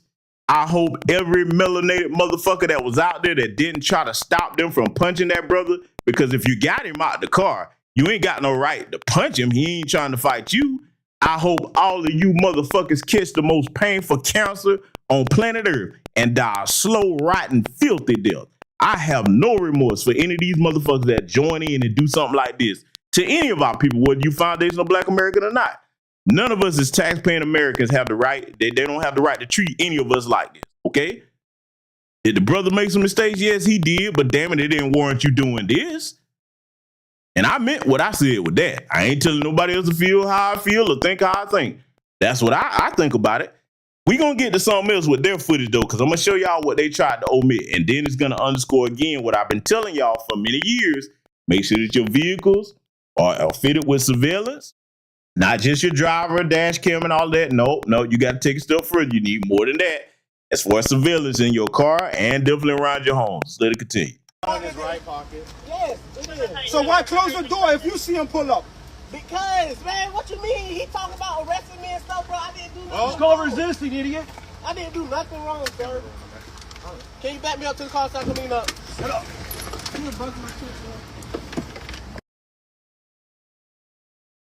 So now you heard them, and you saw that Sambo police chief, because we gonna get to his ass too, talking about, oh, it was a knife in the car. He reached for a knife. Now, y'all saw that young man did not reach for no motherfucking knife. He didn't reach for no knife at all. He had his hands up, you know what I'm saying? And there was no reason for you to punch on him, man. He made the mistake of not getting outside the vehicle. That's really what that led to, because that's one of the triggers where they can be like, stop resisting. Then notice what they did when they got him out and they started beating on the brother. That one of them pulling him in one direction, one pulling him in another to make it look like he trying to fight against them, so they got a right to beat on this brother. So now, you demonic, cowardly race soldiers, we gonna look at what your body camera showed. Because see, I'm finna show y'all something. You know, I like to teach you over here so that you could be aware of all these dirty tricks these motherfuckers try. So when people talking about, well, they got body cams, nah, we finna show you something that they did. Because see, they did this shit on purpose. I want y'all to check this out. We finna look at this whole thing again, but we gonna see what they put out with it. Check this out. Yes, sir. Is there a reason why you're popping the door open like that? I don't have a window that works. Is there a reason that you're pulling me over? Yeah, absolutely. There's a reason why I'm pulling you over. For one thing, inclement weather, you don't have your lights on. Two things, you're not wearing your seatbelt. It's daylight. I don't need the lights. And it's not weather. It's not raining. Oh, this is inclement? It's not raining. Okay, I'm not arguing with you. I'm telling you why I'm pulling you over. Give me your driver's license, registration, proof of insurance. No, call your supervisor. Why? Excuse me? Call your supervisor. Why did you pull me over? 7735. I'm properly driver. Now again, remember what I told you, and remember what the elder Neely Fuller Jr. said. Minute he asked for his driver's license registration, hey man, should have already had that ready. Go ahead and give it to him. See, it's not about you. I want to say this and be clear, because I want the young people, all of you that are my age, you know where I'm going with this, but I want young people to be clear on why I'm saying this. You don't have nothing to prove to these motherfucking demonic pussies. You understand? Their lives are failures. I can't underscore that enough. You don't have nothing to prove to them. If your shit is legit together, and I hope it is, because this is why I try to encourage brothers and sisters, don't be riding around out here with no suspended license, no insurance. We can't afford to do that. Yes, the white counterparts of yours can get away with it. We can't, okay? We gonna get into all the facts about this. We ain't gonna leave nothing out, because I know the white supremacists, you ain't telling everything. Oh, we gonna get there. We gonna do it at my pace, though, okay? So again, when he came up to him asking him that was one of the brother's first mistakes. Then you trying to argue with him about talking about what you don't need to have. Nah, because all of this, they looking at, okay, we already see we got us one. He's starting to be combative, or she, okay, because some of my sisters love to go back and forth with him. That it's not safe or wise, okay? Again, it's not about what you prove to them. It's about, are you going to get back home to your family okay and safe, all right? So when he started arguing with him, that was already a mistake there. Let's get back to it. I've already told you. Why did you pull me over? Step out of the vehicle. No. Step out of the vehicle. Now, right here was where everything went wrong. You don't do this, okay? No, you don't. I'm telling you now, I love my people to life. Listen to your brother. You don't do this. I understand that his window wouldn't roll down, but see, remember, we're dealing with cowards. One, you telling him what you're not gonna do. Okay, this is a white supremacist. Ain't no black person supposed to tell them no. Okay, that's how they look at it. We gonna cover this from how they think. You need to understand how your enemy thinks so that you understand how to deal with your enemy. You telling them no, you already black, he don't like that. Strike one. You're already arguing with him, okay? Then they gonna use this excuse. Oh, I had to do it because he closed the door and I thought he might have been going for a weapon. See, you got to understand how cowardly they are. This is how they think. I'm telling you all the excuses they're gonna try to use. Okay, so now when he closed that door and then called himself, I'm not gonna get out, etc. Again, look at the frame. There's a police car already behind you. Then as the frame goes on here, you're gonna see a police car in front of him. So now why am I pointing this out? Again, this is primarily directed at young people. You have to think, in this situation, you're not gonna go anywhere, okay? Not gonna be able to escape them. They got you boxed in. You are at a disadvantage, okay? See, this is where we have to take emotions out and think. You're at a disadvantage. There's no way you're gonna escape. No matter what you talking about, what you're not gonna do, there's no scenario where they're gonna walk off and leave you alone. Because at this point, you done closed the door, talking about what you ain't gonna do, and that escalated things to the point that they wanted it to get to, because they were looking for you to do this, okay? They're looking for any of us to do this, okay?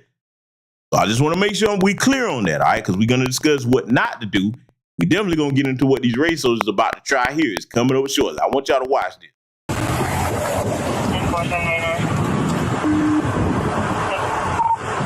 25 seconds. For 9-4, the driver just slammed the door and locked it. Oh, you're supervisor. Yep. Unit 2570 unit 1050 at West Palm and Commonwealth. 25 seconds. If anybody responding, come in from Commonwealth, block the vehicle, please. Well, I'm coming West Palm, Commonwealth. I'll be there in a sec. Keep your hands where I can see them, sir. Yep, my camera's on too. I've already told you. Okay. Okay. Right now you're under arrest for resisting. You understand? You're under arrest for resisting. The longer you take us on, the worse it's going to be.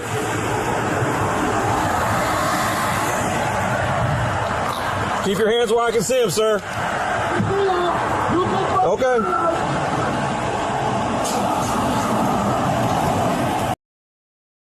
Okay, so now at this point, you see another police car has pulled up and they got you blocked off, okay? See, I want to teach you how to think strategically if you're a young black man or young black woman over here listening to this, okay? You got to think strategically. They got you boxed off. They got the radios. Even if you did try to run, you're not going to get away from them. And then if you do try that, now you really giving one of these cowardly white supremacists a reason to shoot at you to stop the vehicle. And that could take your life from you. Okay, so again, I get it. You young. You feel like I can't stand these motherfuckers. I'm with you. But don't let pride be an end to your life in a situation where all you have to do is stay calm and outsmart these motherfuckers. But see, I'm telling you, you stand a better chance of winning in court if they did something wrong and you got your surveillance set up right. And look, I'm going to tell you right this. I'm going to tell you this. Check this out. If you got your surveillance set up like I'm talking about, like I have it in my vehicles, you don't even need to tell them they're being recorded. Because why am I saying that? Because they're really going to show their ass if they think that you ain't got nothing going on. And that's what you want. If you're calm enough to say, hey, you know what? Nah, I already know I got the advantage on my side. As long as I'm cool, my shit together, I stay calm. Yeah, I hope you do something wrong. That's fucked up. Because I ain't going to give you no reason to do anything, you know what I'm saying, to take my life, okay, on ordinary, all right? On average is what I'm saying. So, again, when you look at everything, how it's shaping up right here, this is a bad situation for anybody to be in that's black in America. Because now you're going back and forth with them. It's like, and I'm not trying to be funny, because I don't know this young man's upbringing. But the way he's handling this is reminiscent of what a woman would do if she's angry and upset and afraid. And I'm not denigrating our sisters, but you cannot do this. You can't do this, okay? This is what they want from all of us. They try to make things get to this point. So this is something you have to keep in mind when you're going back and forth with them. Once you are aware that this conversation isn't going anywhere productive, hey man, nah, it's time to cease, because they're going to take it to a point where they try to get you triggered and escalate things to the point that they get to do anything that they want to do to you, okay? You always got to remember that, right? So we're going to let it play here. And I want y'all to watch this dirty ass trick they finna pull. Because, see, we saw the real footage. I'm going to show you what they released on their body cam.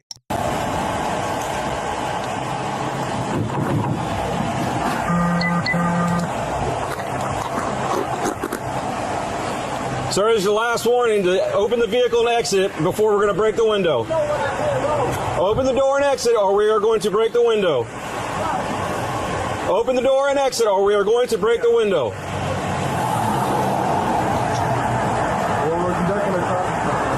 No, he's under arrest.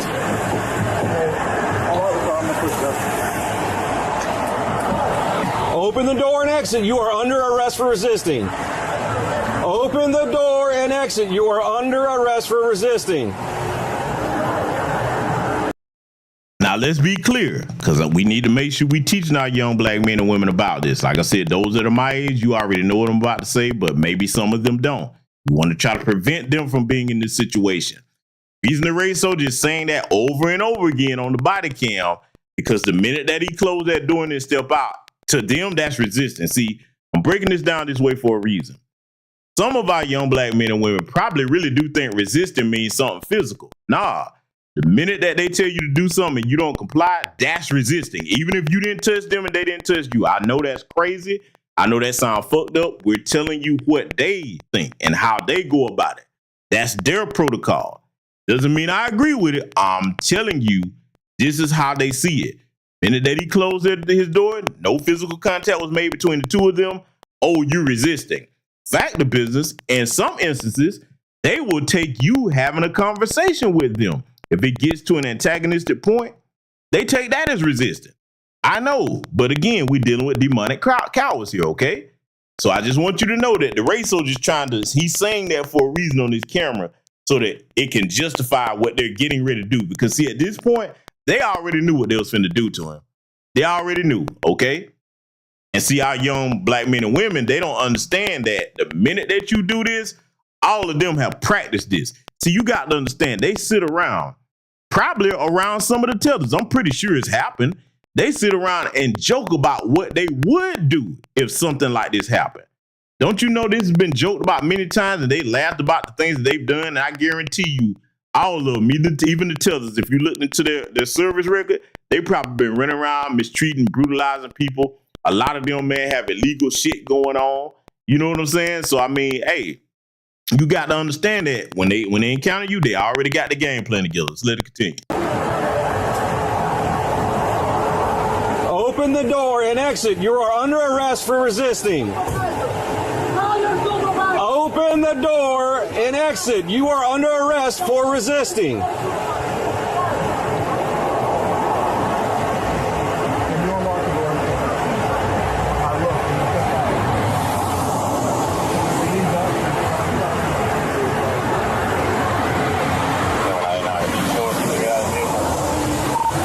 Vehicle's blocked in.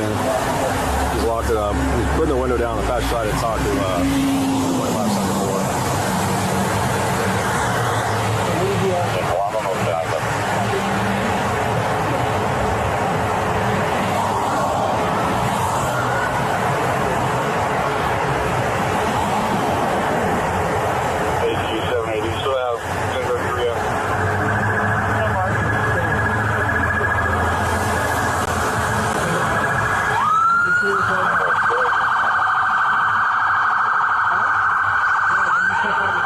Hey, I'm about to break the window.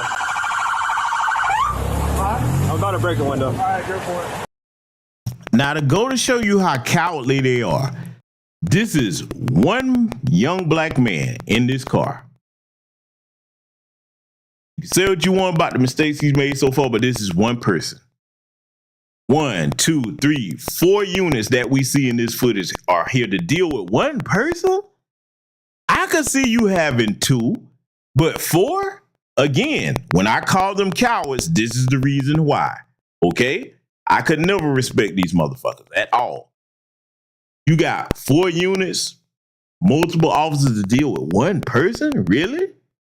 Now, this isn't a person that's suspected of doing any type of terroristic, you know what I'm saying, criminal activity. He ain't no murder suspect, none of that. All of this because of a traffic stop and a disagreement between a civilian and an officer. You got this many units out here. See, young black men and women, you need to understand how this plays out. We need to learn from everything that we witness, okay? So you need to understand that if you have it in your mind, you're going to do this, this is how they're going to respond, okay? Got countless incidents like this to learn from. So you seeing that they already say, okay, hey, let's go ahead and get it. Because see, you got to understand something. Let's deal with this too. All across this country, these race soldiers, when you do this, let me tell you what else they're looking at you as. Because see, me, I see you as the future of our people. I love you to life. I see you as a fellow black brother or sister, another human being. They don't see you as that. What I'm going to say, and I hope this sticks with y'all, for the young black people listening, they see you as, okay, you already got white supremacist gangs in these police departments. You are going to be some white supremacist initiation. That's what you about to be, okay? This is why they call so many of them. See, a lot of y'all probably never heard anybody put it to you that way. When you have a situation like this and they start calling all the rest of them up there, hey, go ahead and get Jim Bob over here. We get this is an initiation. We gonna let him be the one. You know what I'm saying? That this is how they think. They're gonna use you to initiate one of their own, because in case you don't understand, they initiate their own into these gangs by the harm that they do to black people, particularly beating you up, taking your life, shedding your blood, etc. Okay? So I just want you to be aware of the entire demonic mindset and the purpose behind them calling so many people to this situation right here with one person that's not, you know what I'm saying, an imminent threat to anybody. Let's let it continue. Exit the vehicle now! Exit the vehicle! Show me your hands. Here. 1033 at 1521 hours. Now, how many of y'all caught that dirty trick they just did with that body camera? Let me show you something. We're going to take it back. Because see, thank goodness we saw this brother's actual footage. I want y'all to watch this again now. Because see, I'm going to point this out in case y'all didn't catch it. And see, this is why, even if they have them cameras, nah, they do shit like this all the time in conjunction with, if they know they're in the wrong, it take them a long time to put it out, and they have time to edit it and chop it and splice it back together. You know what I'm saying? But see, I want you to see what they finna do with this now. Exit the vehicle now! Exit the vehicle! Show me your hands. Here. 1033 at 1521 hours. Step out. What is your reason? Step out now. No, don't fuck it. Get on the ground.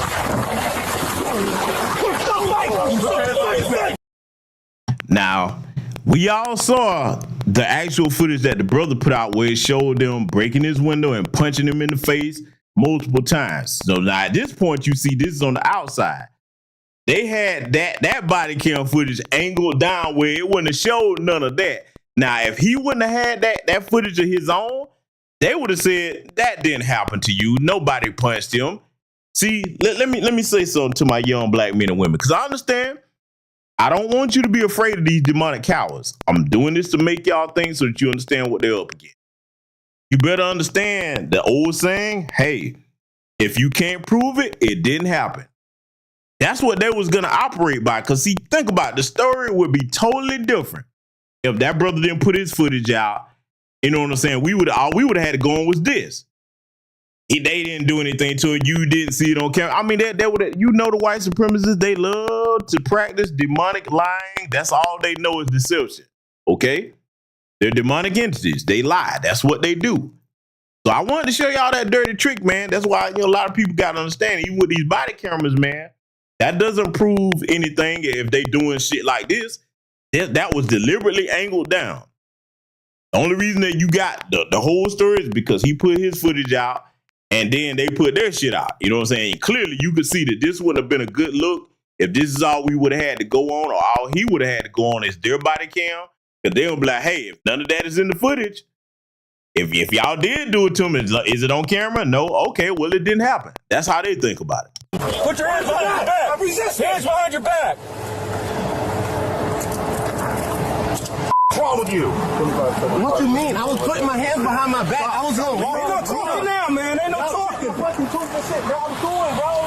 What's going on, man? You're under arrest. That's what's going on. No, bro. Yes, bro. Yes. Lawful reason, bro. Now, I want you to watch this. Pay attention to what's about to happen next. I want you to watch the movements of this race soldier, and I want you to listen to the conversation that's about to be had here. You gonna throw my phone like that, bro? Yeah, I'm gonna take it off of you, bro. And I'm just trying to have a regular conversation with y'all, bro. That's not gonna work. You just gotta see what So your partner didn't even ask. Marijuana in his right pocket. Yes, it is. So why close the door if you see him pull up? Because, man, what you mean? He talking about arresting me and stuff, bro. I didn't do nothing. It's called resisting, idiot. I didn't do nothing wrong, bro. I don't know. Can you back me up to the car so I can lean up? What up? You done bust my bro.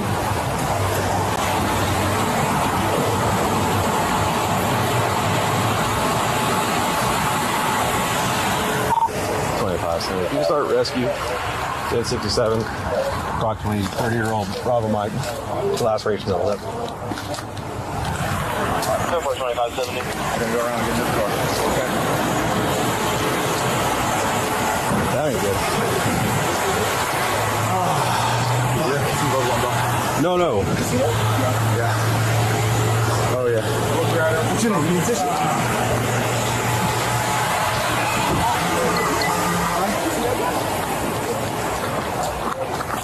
He's good? Yeah, you or him? Okay. Now, you heard what the race soldier just asked him. They're more concerned about their fellow cowardly demonic race soldier instead of this brother that just beat down. Now, you heard them say he's got some marijuana in his front pocket. Now, how do we know they didn't plant that on him? Now, you can make the argument that it probably was his because you didn't hear him object to it and say, that's not mine, or what have you. And look, we don't know because they definitely have done that before. But I'm going to say this.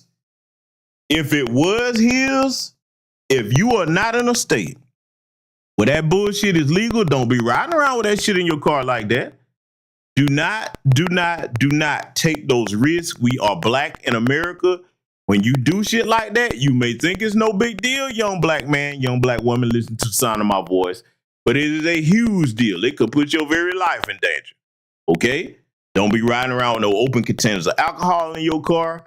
You better make sure your passengers, if you want to make sure that you avoid shit like this, because all of this could lead to it, you better make sure that you know what people got on them when they get in your car. If you know it's somebody that they got a habit that they just can't stop with, and be like, hey, man, I'm cool on that, dog.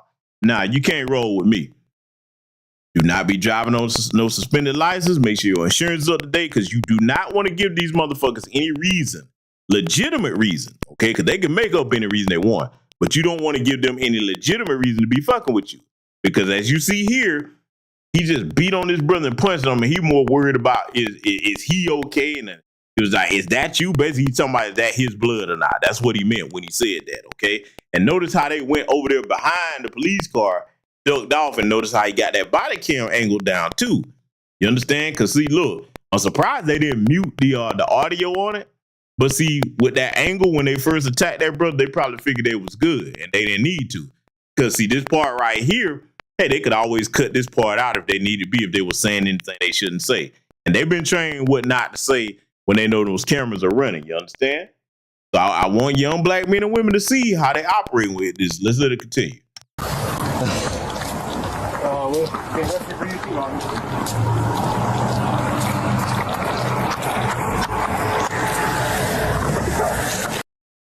Brother Bruce asked a good question, and Brother Bruce, I don't know if you're just joining us, but I'll tell you how you stop them from tampering with footage recorded by a car cam.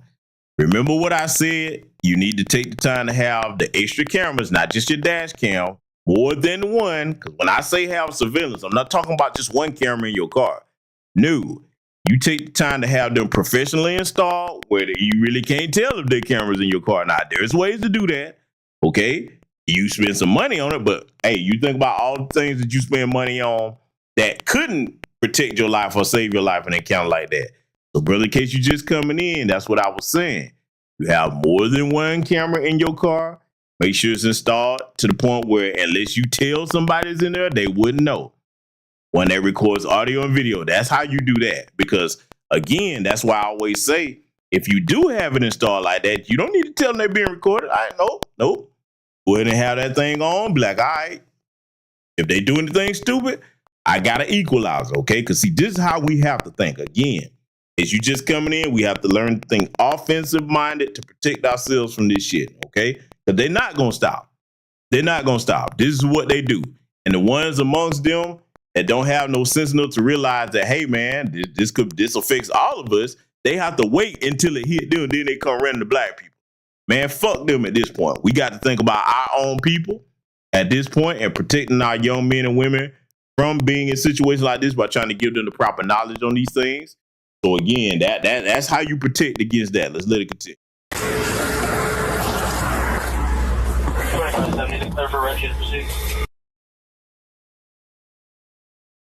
All right, so now you saw how those cowardly motherfuckers tried to angle that footage where it just completely cut out them punching that brother in the face multiple times. And like I said, if we didn't have had his footage, that's all we would have saw. And they would have tried to make it look like, oh, no, there's no problem. No, he did that. You know what I'm saying? That's what they love to do with us. They always lying. Like I said, tell y'all again what my grandparents told all of us. If they pink, thin, earthworm lips are moving, these motherfuckers are lying, okay? Again, the young man made some mistakes. I'm glad it didn't cost him his life, but let's be clear, it very well could have. Because, see, those were the race soldiers, they just felt like beating up somebody. What if it would have been the one that would have pulled out a gun and shot this brother? Because we've seen these cowards do this many, many times. Philando Castillo, remember what they did to our brother? And yes, I'm counting him as white folks. He's a white Hispanic. Yes, I am. I'm going to count him as what they identify as. They over there with you. Okay? Practicing the same white supremacy that you practice. All right? So you have to be mindful that in these situations, man, always ask yourself, are you operating from a mindset that's going to get this encounter over with as quick as possible? Get your ticket. You go on about your business and go back home to your family. Fight the shit in court, never on the side of the road. Like the elder Neely Fuller Jr. said, you are a prisoner of war, you act like it. Because you literally are. You saw how we reviewed how they all sworn up there. They boxed the brother in.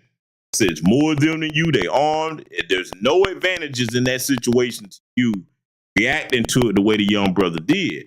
But see, like Black Voltron said earlier, perhaps he was never taught by anybody in his family on what not to do in a situation like that. Because you don't know something unless you train. And then again, you got to understand, being a young person, a lot of young people figure, oh, ain't nothing gonna happen. Oh, this will never happen to me until it does. And I'm saying this to all young black men and women, the sound of my voice, whether you FBA or non-FBA.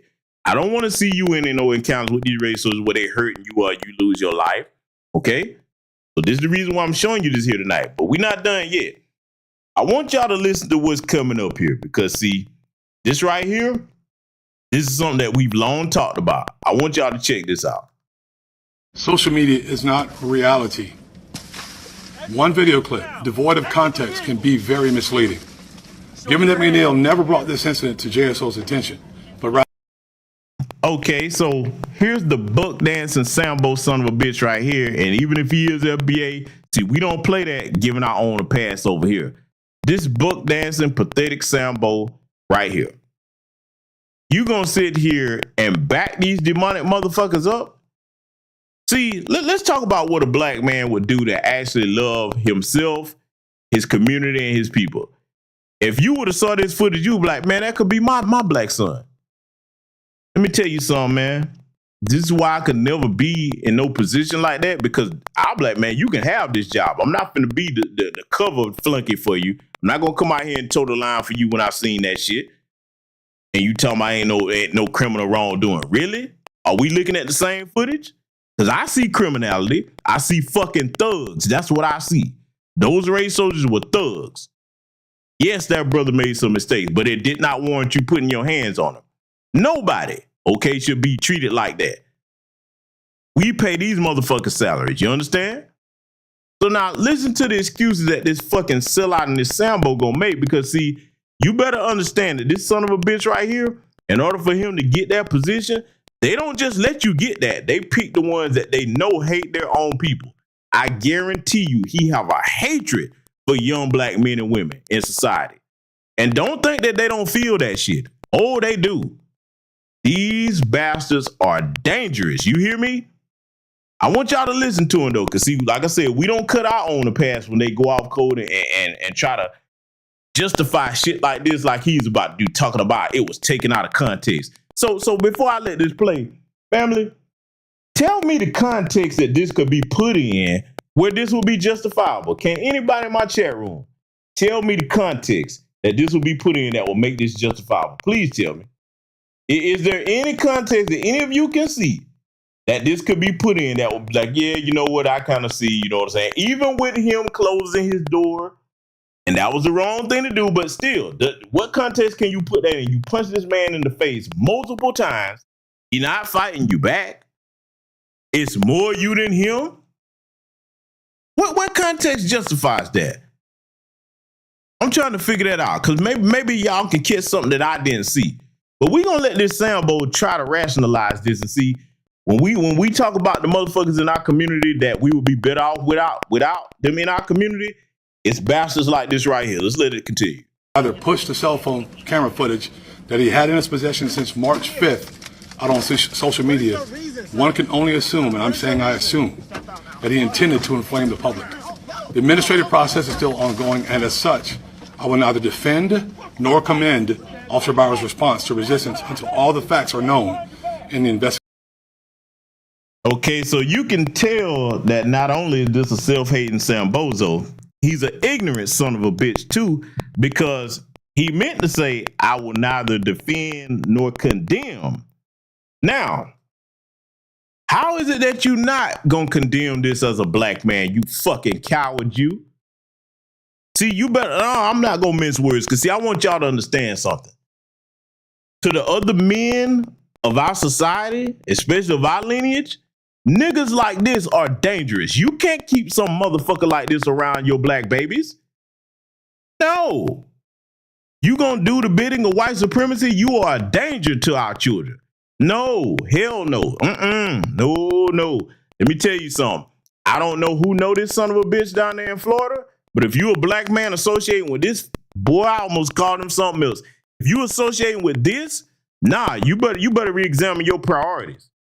See, y'all have heard me say many times over the years, there's certain things that we should ostracize our traitors for. And this is a treacherous act.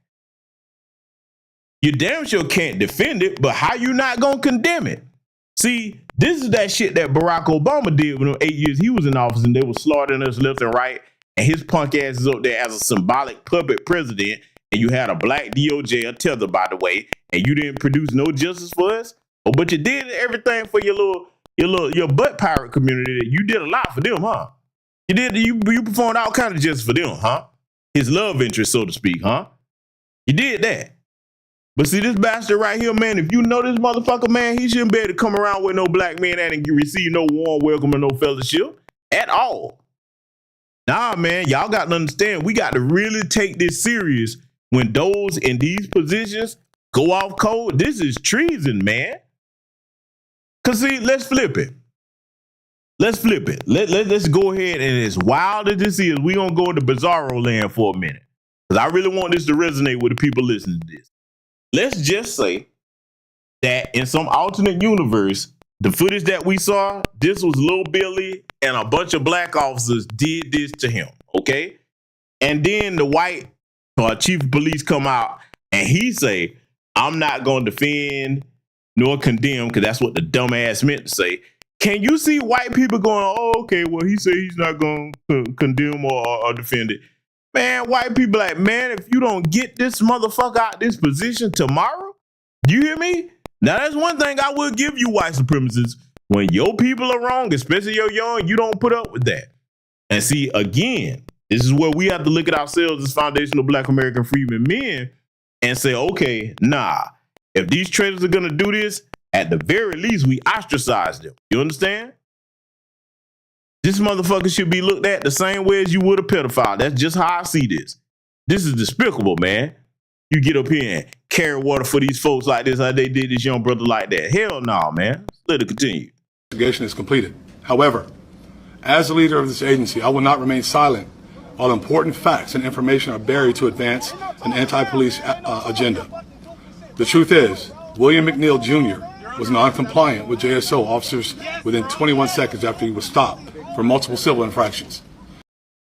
Okay, you buck dancing Sambo while you recite what Master told you to say. Regardless of him being non-compliant, did it require that level of force? Even if you were gonna pull him out the car, you could have did that without punching him in the face.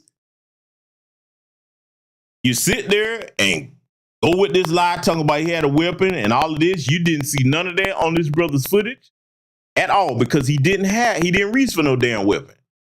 Having something in the car that's legal and then you not trying to use it in an offensive way against the officers, I mean, you can't sit here and justify that.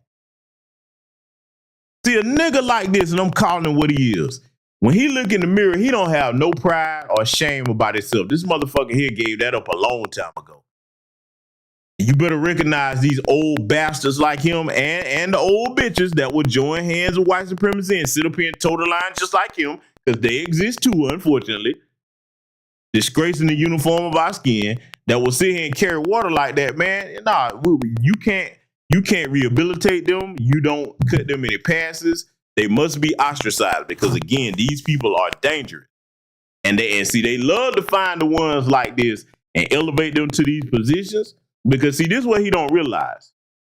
Sooner or later, they're going to turn on him and make him the fall flunky for some of the illegal activity that they have going on. Every police department in America, I'm saying it again, every one of them in America has illegal activity going on.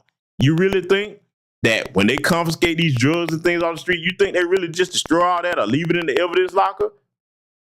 Why you think so many of them are on drugs? Hell, they got a free access supply to it. They take it from the drug dealers off the street and they start using it.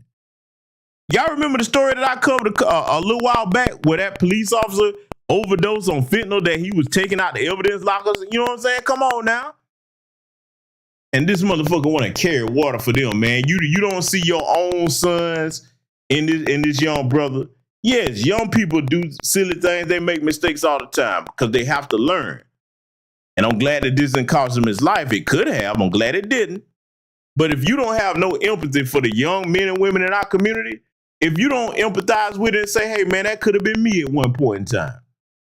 Old motherfucker, man. See, these bastards are useless right here. Let's let it continue. His noncompliance quickly rose to the level of criminal resistance to a police officer.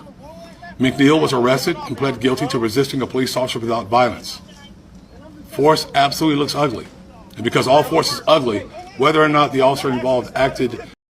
It's not just ugly, you old fucking Sambo. That was illegal. There was nothing lawful about them striking him when he was not a threat to anybody. Again, if you're going to pull him out the car, cool, you can do that without punching on him and beating on him. Make me sick, old fucker. Within outside JSO policy, that's still what we're investigating. All right, check it out. This guy. So now you heard that, right? And you heard the lie they told about the knife. So now, of course, without fail, another Sambozo got a hold of this, okay? Now you heard the way I broke this down. I gave an even balanced perspective on this for the purposes of protecting our young black sisters and brothers out here, so that they ever in this situation, they have some useful information that's going to get them back home to their families. But I want you to hear what this Sambo here, Anthony Brown Logan, have to say. To see the perspective he's going to give, it's not going to be from the same place that I gave this. I want y'all to listen to this. Guy's going viral for being extracted from his vehicle in a very dramatic way by the police. There's a lot I want to say here, but first let's check it out. When he pulled me over, he walked up, opened my door because my window don't work, right? Okay. And then I said, so what I did wrong? Yeah. He said, well, for one, your headlights are off under this weather. I'm like, okay. There's multiple people headlights off, first of all. And then there's no rain. It doesn't matter. You're still required to have headlights on. Can you pull that law up? Huh? Can you pull that law up? Yeah, when you step out of the car, I will. Can you call your supervisor? Huh? Can you call your supervisor? All right, go for it. Exit the vehicle now. Exit the vehicle. Show me your hands. Here. 1033 at 15 hours. I'm here. What is your reason, sir? Step out. What is your reason? Step out now. All right. No, don't. Videos like this, I don't understand, because what are you even doing, bro? Listen, when you get pulled over, within the first 5 seconds, you know why you got pulled over. They're gonna either ask you, do you know why? Or they're gonna tell you. Either way, you're gonna figure it out. You talking about headlights? Listen, just provide license, registration, insurance. He's gonna go back to his vehicle, check you out, then come back to yours and either give you a warning or a ticket. That's it. Why must you be on the side of the road, first of all, not complying with what they're asking for, and then trying to ask, oh, can you put a law up? What, you want me to go on my phone and Google it? Once you do all that, they already know they got to extract you, but they're giving you a little bit of time. They're talking to you to see if you want to change your mind. But of course you don't. Then they got to extract you.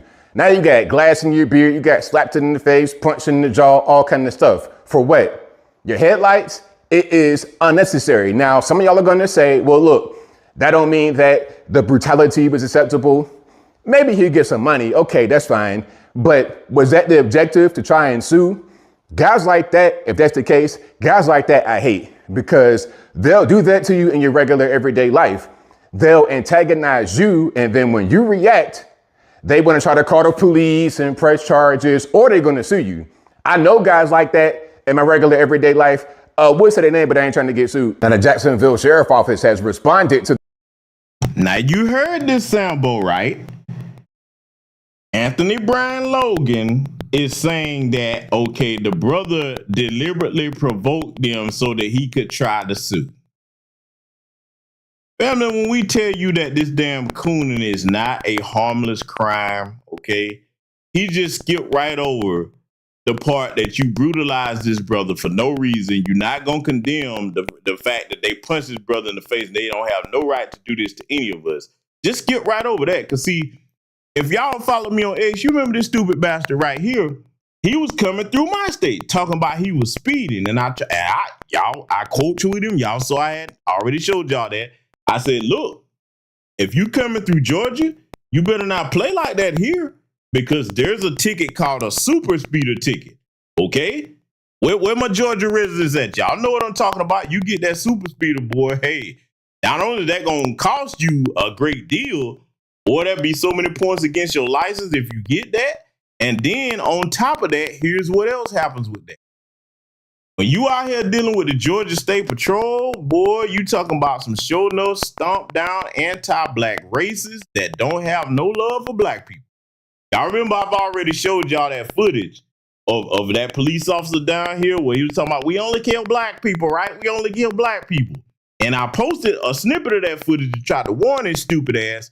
Because see, you have a lot of people, they think they know everything it is to know about the state of Georgia. They think this is someplace you just come down here, oh, it's down south, ain't no danger down here, and you about to be the dumbest thing walking on the planet if you one of them people. This is why I take it very seriously when I hear people giving bad information about this state in particular, especially when they're dealing with the race soldiers, because, you know, with Anthony Brown Logan, with that particular situation, he was talking about, see, I've been through here all the time, and I ain't never had no problems. I'm like, y'all, you just ain't ran into one of them bubbles yet. And they down here, you know. See, but people like him, they have to learn the hard way. You can't tell them nothing, because see, I'm gonna show you something else here. Oh yeah, I'm gonna show y'all something else that he called himself doing. Okay, let's see, we finna go take a look at a tweet that Mr. Logan put up regarding this particular situation. Okay, oh yeah, we finna take a look at something. If y'all thought what he said was egregious, oh no, he took it a step further than that. See, it's a lot of people, especially, you know what I'm saying, that's on that manosphere adjacent side. They tout this guy for being intelligent or what have you. And look, I'll give him that. He's very intelligent and articulate, but he's a buck dancing Sambo. But those of you that don't know, believe it or not, you can do your research on this. I've shown it on this channel many times. This motherfucker told everybody that the Klan used to give him toys. The Ku Klux Klan, yes, you heard that right. When I say the Klan, I ain't talking about the Wu-Tang Klan. I'm talking about the Ku Klux Klan. He said that they gave his grandma toys. Now, if that was happening, hey, ABL, I wonder, was your grandma bedwins for them folks? Talking about the Klan gave him. So, man, you believe that bullshit if you want to, man. But this is what he tells us, okay? Long time Sambo, apologist for anything that happened to black folks. And here lately, he's been trying to pivot because his anti-black racist audience has turned on him to a certain degree when he was running his mouth about certain things. But see, I'm finna show y'all something, right? Oh yeah, we finna show y'all what Mr. Logan had to say on Twitter about this before I let him continue with his coon babble, okay? Take this banner down. I want y'all to see this. To see, family, telling y'all we can't be playing with people that have this type of mindset. So now this is the comments he made about that video. He said, all that barricading yourself in the car is BS. For someone who doesn't care about their life or is just super scared. Again, listen to what he's saying. Again, people are soft. This is what he's saying. He calling the young brother soft. Now, did he make mistakes? We already went through that. He said, again, people are soft. A suspended license ain't that big of a deal. Actually, it is. It is. Yes, it is. If you black in America, fucking around out here on these highways with a suspended license is a big deal. A coon don't have that much intelligence when it comes to situations dealing with racism, though, until it kicks him in the ass. His time is coming. So he's saying it's not a big deal to have a suspended license. He said, especially if you don't have a record, and if you do have a record, stop being a criminal, okay? Oh, we done heard that one, stop being a criminal. Okay, Anthony Brown Logan, let me tell you something, dog. If you run around with a suspended license down here, oh no, that is a huge deal, okay? That's a huge deal, whether you got a record or not. Boy, you see, people like him don't understand that there's actual white supremacist gangs in these police departments, okay? So he had more to say, y'all, because see, y'all know me. When I say something, I like to show you what I'm talking about. He went on to say, y'all soft. Y'all think that dude got beat up for real. So basically, he's trying to say that we didn't see what we saw. And this is why I spoke about that on the Hodge twins. See, coons of a feather, coon together. Okay, he cool with the damn Hodge twins, them buck dancing sambos. This is why I spoke about that on the Hodge twins podcast last year, that a lot of people have become soft and very sensitive nowadays. Hey, Bill, let me say something to you, man, and anybody like you. You motherfuckers are the ones that when your time come and you learn that you're not special and all that goddamn cooning ain't gonna save you, we're like, hey man, you said it wasn't no racism. You said everybody was soft. You said that it was made up. Even when we clearly see this boy got beat down on camera. You said that, it wasn't nothing to it. Oh, people just need to stop being criminals. When your time comes, we are not obligated to defend you. You understand? See, if you over here on this platform, I'm going to tell you what makes sense. We have to leave our traitors behind. There has to be consequences for them doing this type of shit and making light of when they abuse us. That's not going to save you, you big fucking coward, you. This man is 6'3". 6'3", y'all. You big overgrown coward sitting up here, you or anybody like you. I would expect that behavior from the women more than the men. You cooning for them folks ain't gonna like you. Already see it on your platform. They getting on your ass about stuff you said they don't agree with. All you have to do is disagree with them folks one time, and they showing you they don't fuck with you like that. But you will see that footage, and instead of just pointing out that, okay, brother, you handled it wrong, you gonna make tweets as if, oh, that he didn't really get beat up. He just did that because he was trying to sue. Really? That's what you think? Say something. When your time come, buddy, I know I for one, I'm not gonna say anything. I'm gonna say what you said. Hey man, he was making it up. Them good white people. Leave them alone. They ain't, nah. You said the Klan brought your family toys. Man, ain't no racism. Nah, they were just doing their job. You need to stop being a criminal. I'm gonna have your same rhetoric for you. I'm telling you right now. Anybody that do that type of shit and make a lot of that, yeah, I'm gonna hand you what you handed us. Cause that's what you said. That's what we're gonna go with. Let's let it continue. The viral video. Check this out. After this traffic stop on February 19, 2025, McNeil was arrested for resisting a police officer without violence, driving on a suspended driver's license, and possession of less than 20 grams of marijuana. See, now I see why you did what you did, because you ain't had no license and you had weed. That's your fault. And you didn't even file a complaint because you knew you were in the wrong. But what you did, once you got your phone back from the police, you put the video online, which you're trying to go viral. You're lucky you don't go to the penitentiary. Oh, you heard him, right? Oh, you heard him. Now, Again, you heard me just say right here, I pointed out what the brother did wrong. If he truly did have marijuana on him and they didn't plant that on him, that's stupid. If it's not legal where you are, you don't ride around with that shit. If you just got to smoke, you better do that stationary, okay? It's not worth your life or getting caught up with these race soldiers. Same thing for open containers of alcohol, okay? Anything, all right? Don't give them a reason. Riding around here with no suspended license, no insurance. I'm saying all of it again. But see, he's saying that from the standpoint of trying to mock the situation and basically looking at it like, okay, that could never be him. Because see, let me tell you something, man. ABL, you be coming back and forth down for whatever your reason. If you keep speeding coming through Georgia, I'm telling you now, you gonna meet the real deal down here. You hear me? Anybody that's in this chat room from Georgia, man, you already know how it is, man. Keep fucking around. You gonna learn. He one of them that's gonna have to learn the hard way. He don't believe fat meat grease until it bop his ass upside the head. It's coming.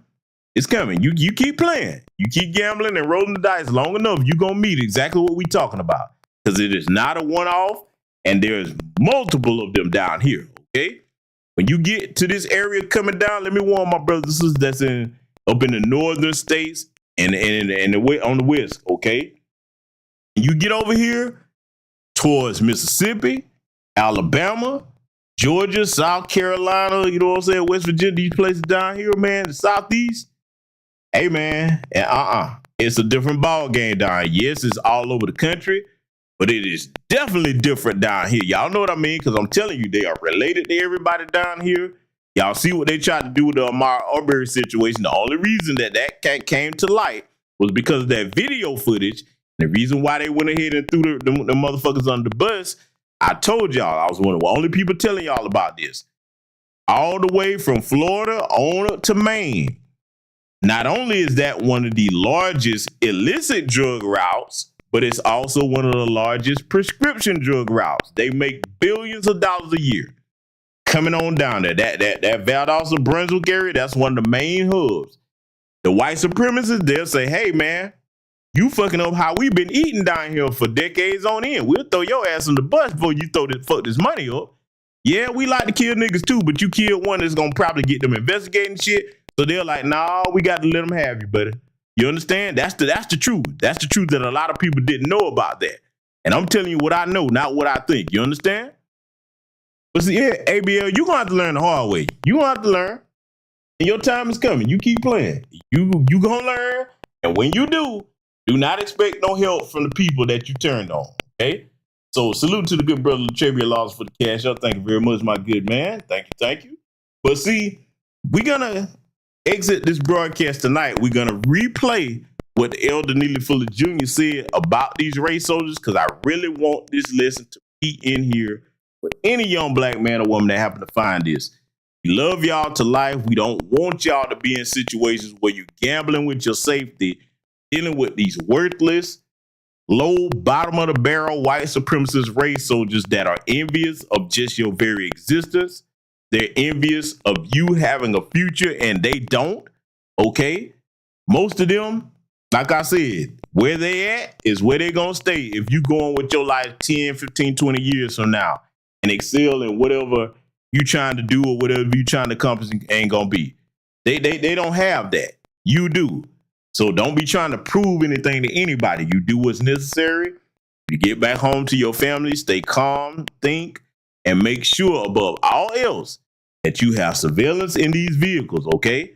Look, I've given y'all many recommendations over the years about how to do that, what brands of cameras to get. Always need to be prepared just in case. I'm going to play the words of the elder Neely Fuller Jr. again, because, again, that elder has saved many of our lives with his information, and he is far wiser than I, even though he's with the ancestors. The blessing is he's left us a body of work for us to study. So I want y'all to hear this again. In a system of white supremacy, anybody who approaches you who is white in a manner that you perceive to be hostile or maybe opposed to you may be a race soldier, meaning a white supremacist, sometimes in the guise of a law enforcement officer. So, if that person is really, in reality, a race soldier. Expect to be killed. Expect to be killed. And if you are not able to protect yourself, then you have to comply. Look at it as a guard coming up to you in a prison, which you're already in the prison, meaning the world. You're already in the world. So you're already in a prison system, in the system of white supremacy. You have color in your skin.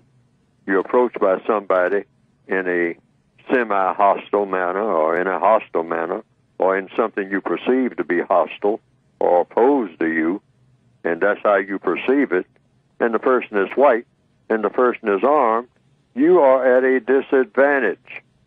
Act like it.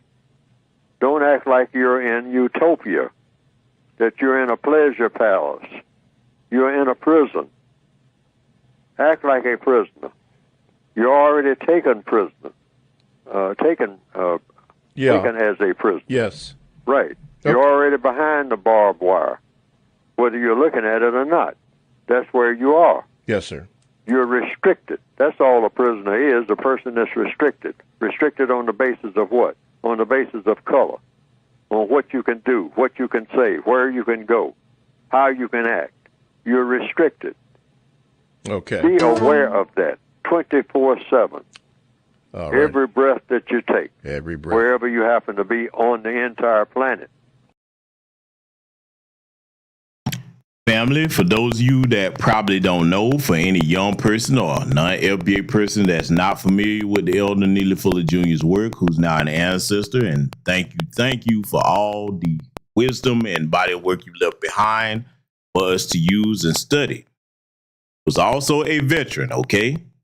And as a combat veteran myself, let me tell you something. One of the things I used to tell those under my command during my tenure over 20 years in the United States Navy, I used to tell them that no matter what they trained us to use out here on this battlefield, no matter what you think you know, your most powerful weapon is your mind, okay? The human mind, and having a calm thought process about what you're dealing with at any given time, whether you in the military or outside of it, that mind of yours is your greatest weapon, you understand? Don't ever compromise your ability to think in a coherent manner. This is why we try to encourage y'all not to be high on drugs and be drunk all over the place. You need your mind and your wits about you moving out here amongst this demonic system of white supremacy, because anytime we leave our homes, they could target us. Hell, we're not even safe in our homes. Look at what happened to Boston John. Look at what happened to Breonna Taylor. Look at what happened to Sonia Massey. All three of those examples that I just named, I can name many others, were in their homes. So being home is no guarantee that these race soldiers may not encounter you. But definitely when you're moving about out here, you need to keep your mind clear and coherent.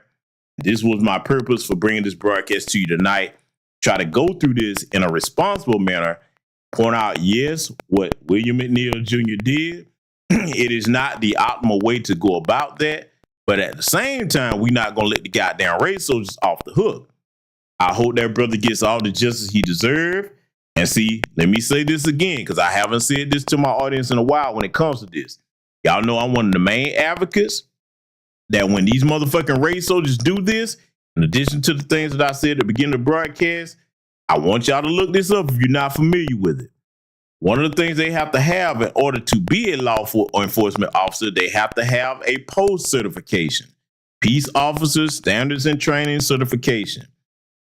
This is why when they fire them, if they don't revoke their post certification, they can just go practice law enforcement, race soldier enforcement in another precinct. We have to be adamant about making sure that they are stripped permanently of their post certification. You understand? Look that up. Post certification. That's what they have to have in order to legally practice law enforcement anywhere in the continental United States. And see, if you've never heard of that, knowledge is power. Now you know. So these are the things that we must collectively advocate for when it comes to dealing with this problem. In conjunction with making sure that you have life insurance, in conjunction with if you're going to sue, hey, make sure you sue what's insuring these police unions. I mean, there's multiple ways to combat this, but see, we have to put our heads together as a people to solve these problems. I don't have all the answers. No one person does. But you know what happens? When we care about something enough, to come together as a collective to try to figure out what we're going to do about it, we always get things done. That's where our people come from as foundational Black American freedmen, okay? So I hope everybody took this message to heart. Thank you to everybody who contributed to the broadcast. Like I said, I will have the contributors list compiled probably sometime tomorrow. For everybody that support this platform, I appreciate y'all, all my Patreon subscribers. And please keep your wits about you. Be safe. Love y'all to life. Black first. And I will see you all in future content.